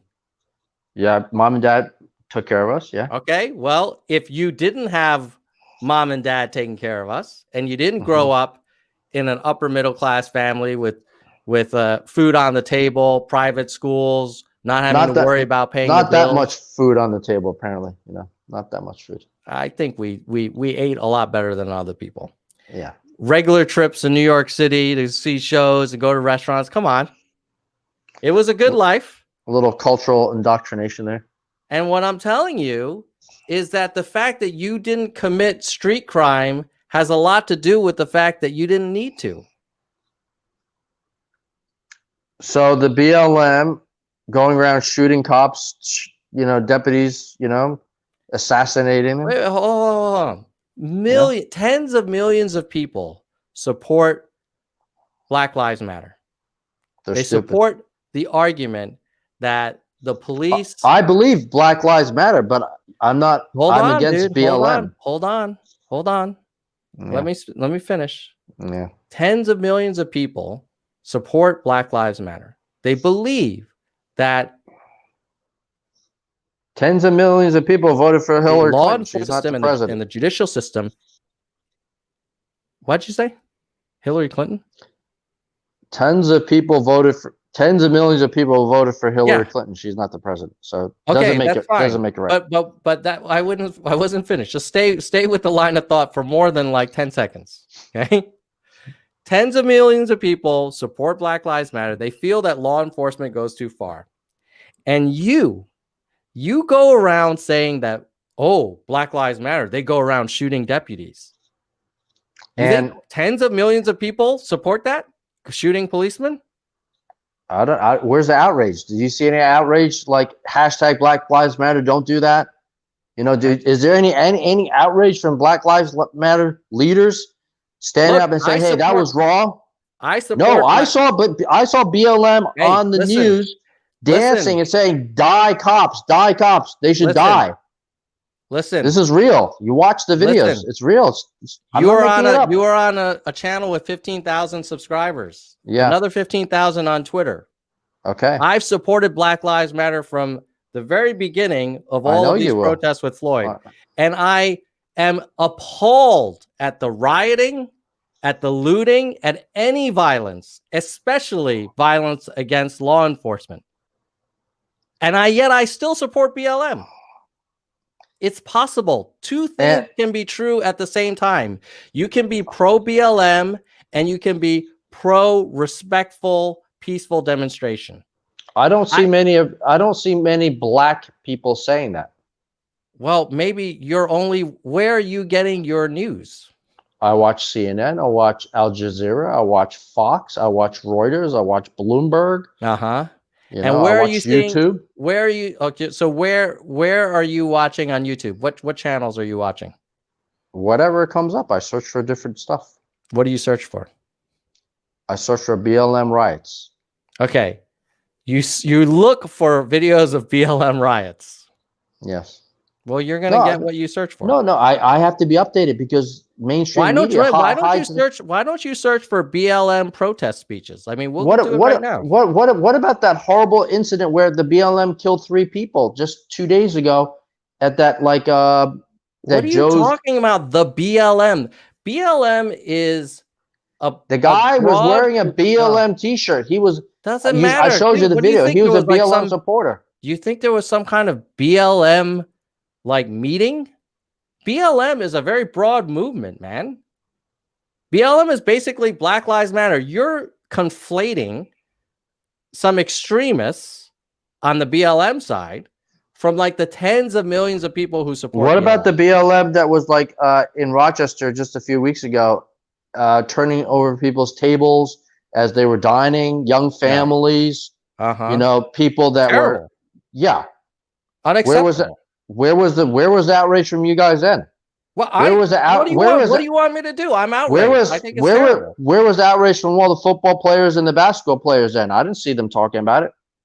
I didn't see anyone. So the football players and basketball players are talking about people getting shot and killed on a repeated basis. I mean, maybe you're right. If I were a football player or basketball player, I would condemn both, but I'm not. But at the end of the day, this shouldn't be a debate about like, oh, well, this person's said this and that's inconsistent with that. Don't we all want the same thing? Don't we want a fair? I think system? the whole police brutality against blacks is way understated. So I think your point just now is that there's a lot of police brutality, a lot of systemic racism by the police, and the police are not even-handed. That's what you're saying. And furthermore, you're saying that the black criminals may not have been criminals if they had been born and lived under better circumstances. So basically, you're trying to forgive the Black Lives Matter people two ways. Your double layer of protection. I am the Black Lives Matter people. Who are you talking about? Yeah. So okay, so tell me, what am I saying about myself? You're saying that the police have systemic racism. Yes.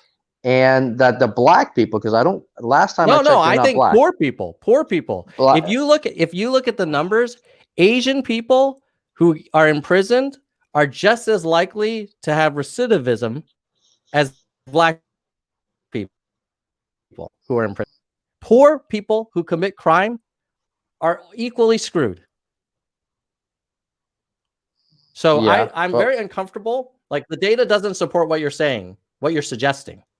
What I know is that people who are poor, who have no stable family, who have no educational opportunities, who don't have a future, the economic calculation for them is fundamentally different than you and me. Because and me, if we thought about getting arrested, we always were like, oh my God, my whole future is gone. Well, what if you don't have a future? The equation changes. So I'm supposed to be sorry for that. I feel sorry for that. What am I supposed to do? What do you want me to do? What I want you to do is two things. I want you to support a thorough investigation. Like Bill Barr likes to investigate a lot of things. Why isn't he investigating police brutality?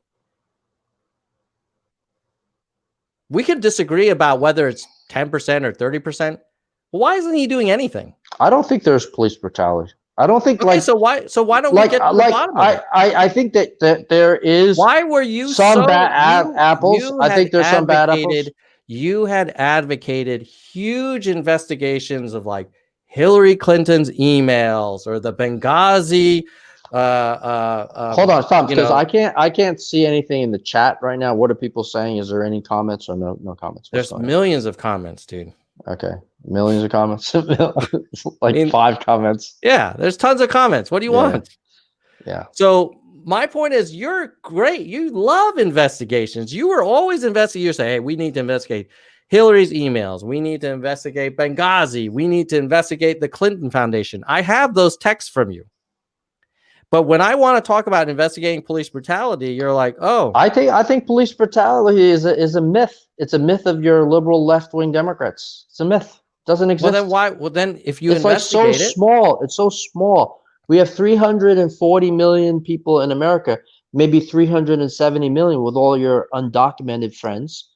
That the number of police brutality, so-called police brutality, did you just do an air quote around police brutality? Yeah, it's not even real. It's not even real. It doesn't exist. Well, so did you see any of the videos? I'm saying it's like so immeasurable. In terms of in the millions of Americans and thousands of incidences of police interactions. Like Jacob Blake, give me a break. The guy was resisting arrest. He was a wanted felon with a warrant. I mean, and he was tased and he went to his car. I mean, first of all, if you're in your car and you reach for your pocket, you're probably going to get shot. Why would you back? want to go? Why would you want to go into the car? Well, how are they going to shoot him in the front? Because as far as I know, the police weren't inside the car. So how are they going to? If they're going to shoot him, they have to shoot him in the back. Unless No. they're You don't have to shoot him. well, okay, just then he can just reach for his AK-47 or reach for his like jihad vest or whatever. You don't So know. everybody that He has could have their a back, bomb. but He could by have a that bomb. You don't know okay, that. well, by that argument, then the police should shoot everybody in the back. No, you're conflating. No. When people No, are I under, mean you're when saying people, if someone hey, if if people someone's under, back is if pe- facing you, they could be grabbing a jihadi vest. if people are, Well- are under potential for arrest, you don't run into a parked vehicle and open the car door. I mean, that's just common sense. Yeah, you should. Do you have to? You don't do that. All right. No one does that. No one does that. Who does that? People who Who make does it? bad choices. Well, that's a bad choice. I'm sorry, Jacob Okay, Blake. so then because someone makes a bad choice, you shoot him 7 times in the back? No, because he may have a jihadi bomb. You don't know that. So you think he had a jihadi? They thought he had a jihadi bomb. I don't know, man. You don't know these people. They shoot cops for no reason. Well, just because he didn't kill a cop that day didn't mean that he could not have, or there wasn't existing the potential in the cop's mind. Anytime, right? Yeah, but you got to be careful with that because then you're justifying almost any police shooting. No, I'm justifying like, hey. So then, when would a police shooting be unjustified? No, let's not go into that. There's so many details. If you're resisting arrest and you run back to the car and open the car, you could be rushing in to grab an AK-47, a 9mm Glock, or a grenade or jihad vest. Who knows what you got? We don't know. We don't know what you're doing. And so shoot him 7 times in the back just in case. Oh, we always say, oh, okay, Mr. Blake, just go in your car and just get your weapon and then do whatever you want. Or just get in your car and then we're gonna have a wild, car chase where there's probably gonna crash and people get killed. Come on, does that make sense? Well, we had 100% probability of someone getting killed when you shoot him 7 times. Well, so if you say like, well, what's the probability that he's going to have a jihadi vest? Maybe what, 1%? So what? We're just gonna let people. We're just gonna set the example that anyone can resist arrest and walk to their car and open the door. Come on, no. We're gonna set the example. We need to set the message, man. No. The police are not there to send any message. Any message should be sent by a judge and a jury with evidence. I think they're going to get acquitted, and I think they should be acquitted. No, I'm talking about the message you want to send to people who commit crime. Well, I'm talking about the case. Well, the case about the Jacob Blake is a open and shut case as far as right, because criminal, and your argument criminal. Your argument is anyone who commits a crime and resists arrest and has their back facing the policeman going into a car, they basically should be shot. Yes. Okay, I disagree. Well, they should be given a warm hug and a kiss. No. See, this is like the classic Fox News thing. Like, oh yeah, you should give them a hot chocolate. No, you should arrest them. You should detain them. They tried to arrest him, and he would have gotten in the car. And you know what? And then what? Let's play it out. Let's say they didn't shoot him because he turns out. Guess what? Newsflash. No jihadi vest. None. No jihadi vest. No jihadi vest. No. So if we play out the scenario where they don't shoot him 7 times, it would have been like an O.J. Simpson chase. No, he would, and still, he might not have died. And how many people did the O.J. Simpson chase? He might have crashed the car and killed all the people. How many people died from O.J. Simpson? He might have crashed the car and killed other people. You don't know. He might have, but when you shoot someone 7 times, they're pretty much. So what would you have done? What would you have done, Tom? I would have expected the police to say no. What would you have done? Yeah. So what would you do? Yeah, I'm trying to answer your question. Yeah. If I were in the policeman's shoes. Okay, and I'm going to ring off after 2 minutes and then continue watching you because I think you should kind of have a debrief for audience of this chat rather than just end it. You know what I'm saying? Okay. Sure. Yeah. I would have said, get out of the car and put your hands up. And then if he didn't, I would have said because he would not have. Okay. Then I would have called for other backup. And then I would have said, get out of the car and put your hands up. And basically, we would have been at a standoff. And eventually, enough other people would come. And I would say, now, look, you got two options, man. You can sit there in that car, or you come out and we can basically take you downtown. Okay, And so then, with that, yeah. And then if he turns around and he has a knife and he's lunging towards me, well, that's justifiable. Okay, let's just take it. If he was pulled over, what are you taught to do when you're pulled over by a cop? Are you supposed to have your hands in your pockets and look shifty?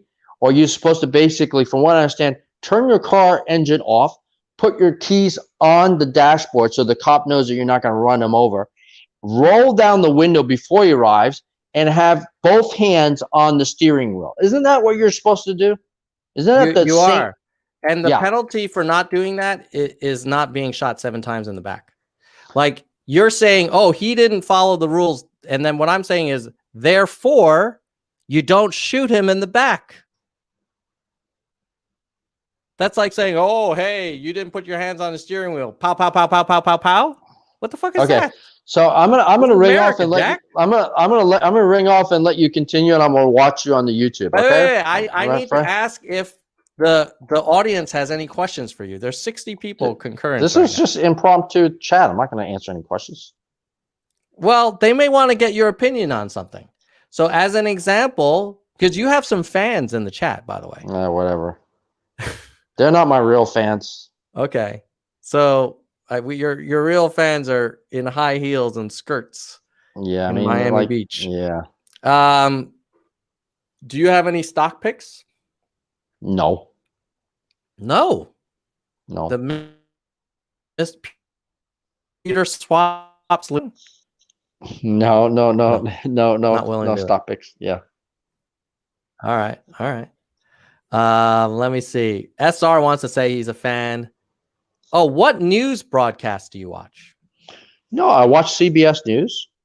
I watch CNN. And what news broadcast, not what channels? Do you watch like the evening news, like where they summarize all of the big events of the day? I'm watching everything on the apps. You know what I'm saying? So it's like whatever. If I'm free, then I'll cycle through different news. Right. So I don't think you watch like NBC Nightly News or like the evening news. You don't watch no. With the anchorman.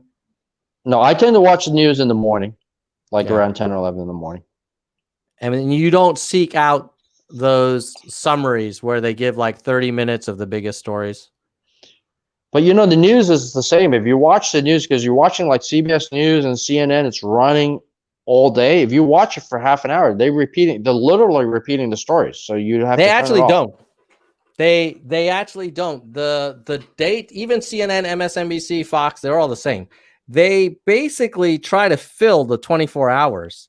And so they'll end up going in like really kind of random directions and kind of going quite kind of speculative on both sides.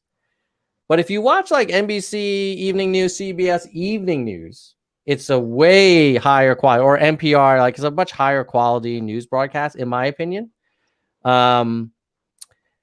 Mason Lee wants to know, why not work with BLM rather than attack them?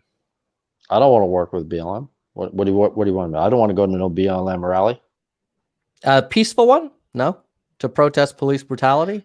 I don't mind going to one to observe one in Miami if they have one, but I don't know. You wouldn't want to support you don't support the I don't support BLM. I don't support it. All right. Because I don't believe, for all those out there, I have nothing against Black Lives. I have a huge problem with the movement. Okay. Because I think it's a Marxist, movement that is anarchist. So you think I'm a Marxist? You are. You and AOC and Bernie Sanders, yes. All right. Is there anything that Trump has done that you don't agree on? The mask thing. We went over this even other episodes. Okay. So what do you think he should have done about the masks? I mean, he should have, stockpiled. I mean, if he knew really, if it was prescient, then it would have been great if he stockpiled the masks in November, December. I mean, when we were sending PPE over to China, it would have been smart if we started stockpiling that stuff then, you know. And then you know, he could mandate, you know, and if he could have given everyone a free mask, that would have been great, you know. But he can still do that if he wanted to. Yeah, You could have an Operation Warp Speed for masks.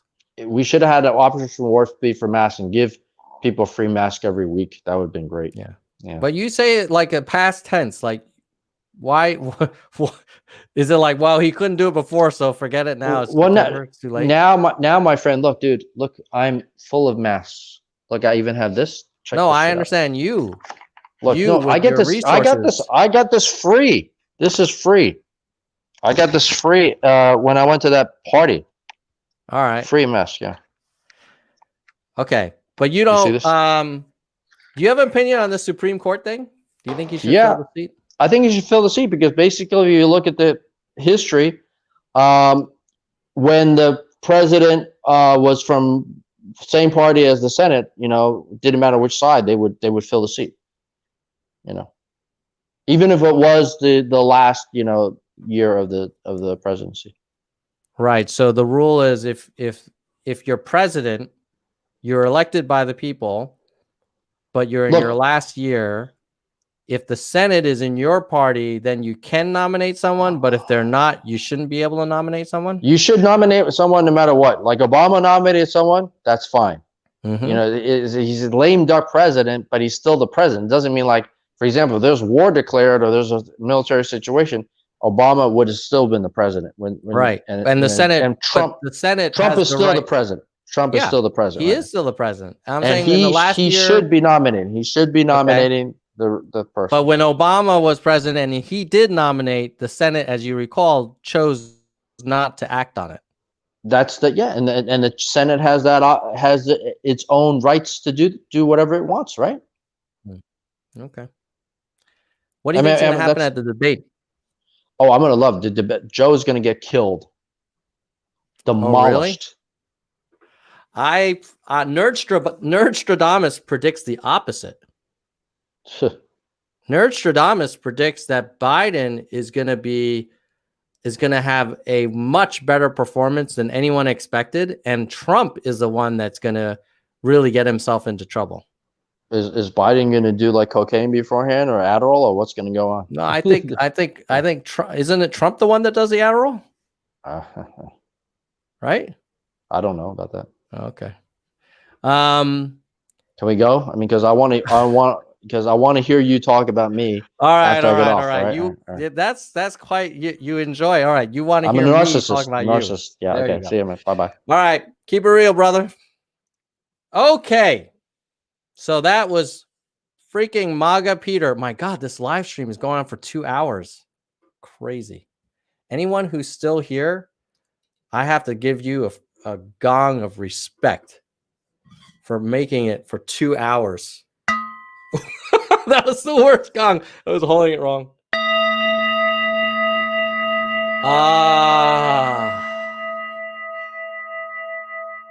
That is the sound of Peter leaving the Nerds live stream and giving us peace.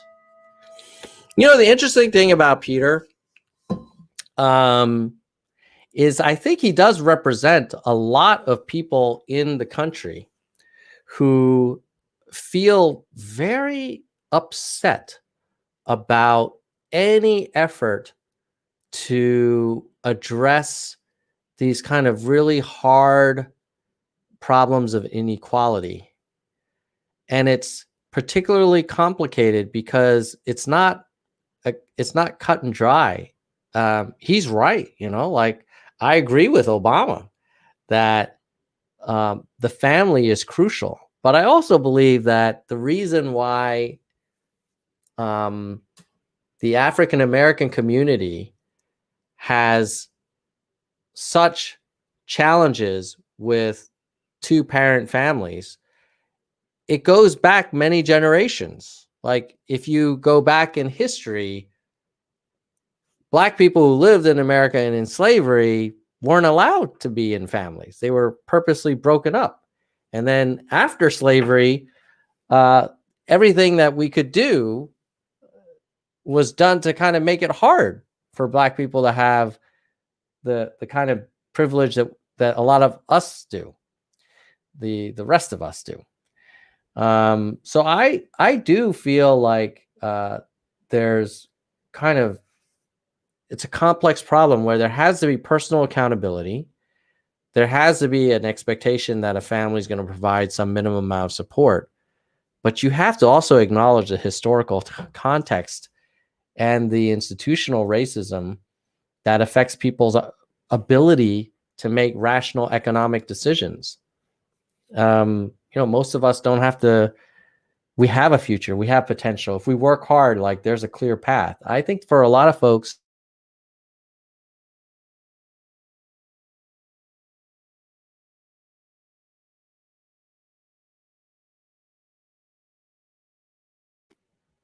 the math doesn't work out the same. If you take one person from a privileged group and you say, hey, work really hard, play by the rules, there's a good chance that person is going to do really well. If you take a Black male in an inner city who is through multiple generations of single parent households where the school sucks, and you tell him, hey, you work equal amount of units of work as the first guy, the outcomes would be extremely different. And I'm not excusing people who commit crime. I think any kind of crime, violent crime, is freaking terrible, unacceptable. But just locking people up and generalizing and blaming it entirely on them, I don't see that solving the problem. I think it just repeats itself. So I personally think we all have to take responsibility. Of course, the individual does. Of course, the family does. Of course, the community does. Yes. But all of us are part of the same society, and it won't work unless we all thrive. And if there are specific things that exist today, as well as a historical context that makes people start a race, 100 meters behind everyone else, don't get pissed if that group starts saying, F this race, that's my take. But, Peter's pretty dug in. I think he's probably going to, what do you guys think? You think he's going to vote for Trump? I think so too. And that's fine. I think he represents a lot of people, and there's legitimate anger and angst and grievance from those Trump voters. I don't dismiss it. I just disagree. Like at the end of the day, the point I was trying to make with Peter is like, what do we all want? We want peaceful society where people can prosper, they can be healthy, they can be happy, they can spend time with their family. Let's figure out the policy to get us there. And let's not worry about saying, oh, well, he should have been shot because he didn't put his hands on the steering wheel. Like, I don't know, man. I don't see how that's productive. Okay. I'm going to wrap up with my Nerd Stradamus predictions. And see if you guys agree with my predictions, because I'll do another show. Well, many other shows, but I'm going to for sure do a show after the election, and we'll see how many predictions came true. So let's see. My first prediction. I predicted Bitcoin would be 12,000 by November 3rd. I predicted that we will not get another stimulus check before November 3rd, but they may pass a bill. So the question from Nell was, will we get another check? And my answer was no, you won't get another check before November 3rd, but they may pass the stimulus bill so that both sides can claim that it's coming. I am predicting a Biden over Trump win, a significant one on electoral count of 335 to 203. So pretty big win for Biden. I know a lot of people are thinking it's going to be super close, and I agree the polls are close, but I think the Electoral College will, because, most are winner-take-all states, it's going to result in Biden 335 to Trump 203. I am predicting. Let's see. Hold on. These are a lot of people talking about Stradamus. Oh, here we go. This is easier.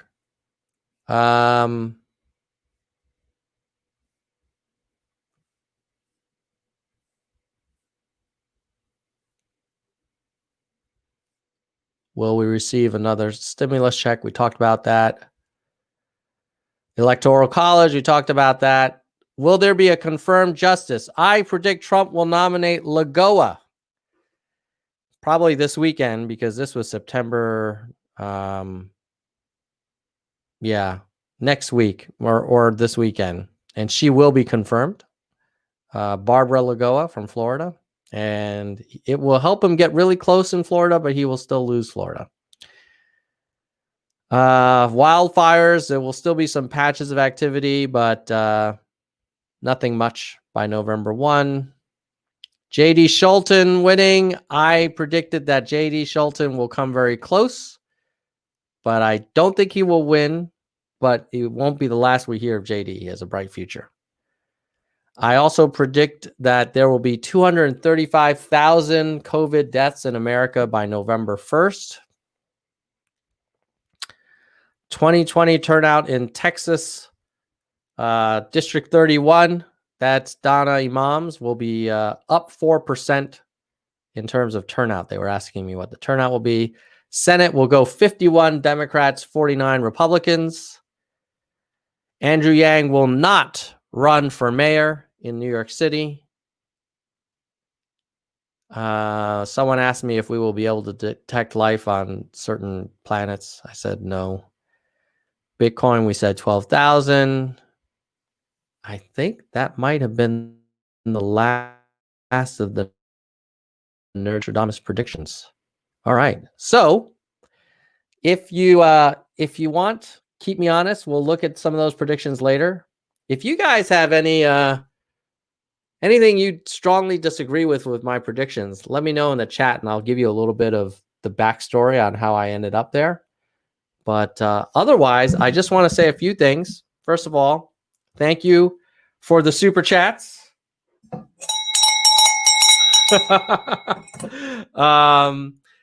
Thank you for entertaining the initial hour of charts, and then we had the bonus visit from Peter, and then finally the Stradamus predictions. This weekend, we have a great series of shows coming up. Let me just tell you who's coming on this weekend. We have loading. Here we go. I don't think I can publicly talk about this, but I have a child of a former presidential candidate that I will be interviewing. I don't think I'm going to be doing that one live. I might do it live. So maybe you'll see it on Saturday at 9 a.m. If it's live, that's when it'll be. If it's not, I'll record it then and publish it later. And then we have, Matt from Zach and Matt is on this Sunday on the show. And then we have a candidate from Team Liam. So that's this weekend, and then every weekend packed with streams. Hopefully you guys will enjoy it. Please do me a solid. Give me a like and a share. And if you haven't, please subscribe. It helps the channel grow. And with that, I'm going to say goodbye, nerds. Goodbye, nerds. Wow, that's a long live stream. I haven't done one that long in a while. I'm going to say goodbye, nerds. I'm going to give you a gong, and I'm going to see you out with our Hello Nerds trailer, just because we need to end on a high note. Hello, nerds! Hello, nerds! Hello, nerds! Hello, nerds! Hello, Hello, nerds! Hello, Hello, nerds. Hello, nerds. Hello, nerds.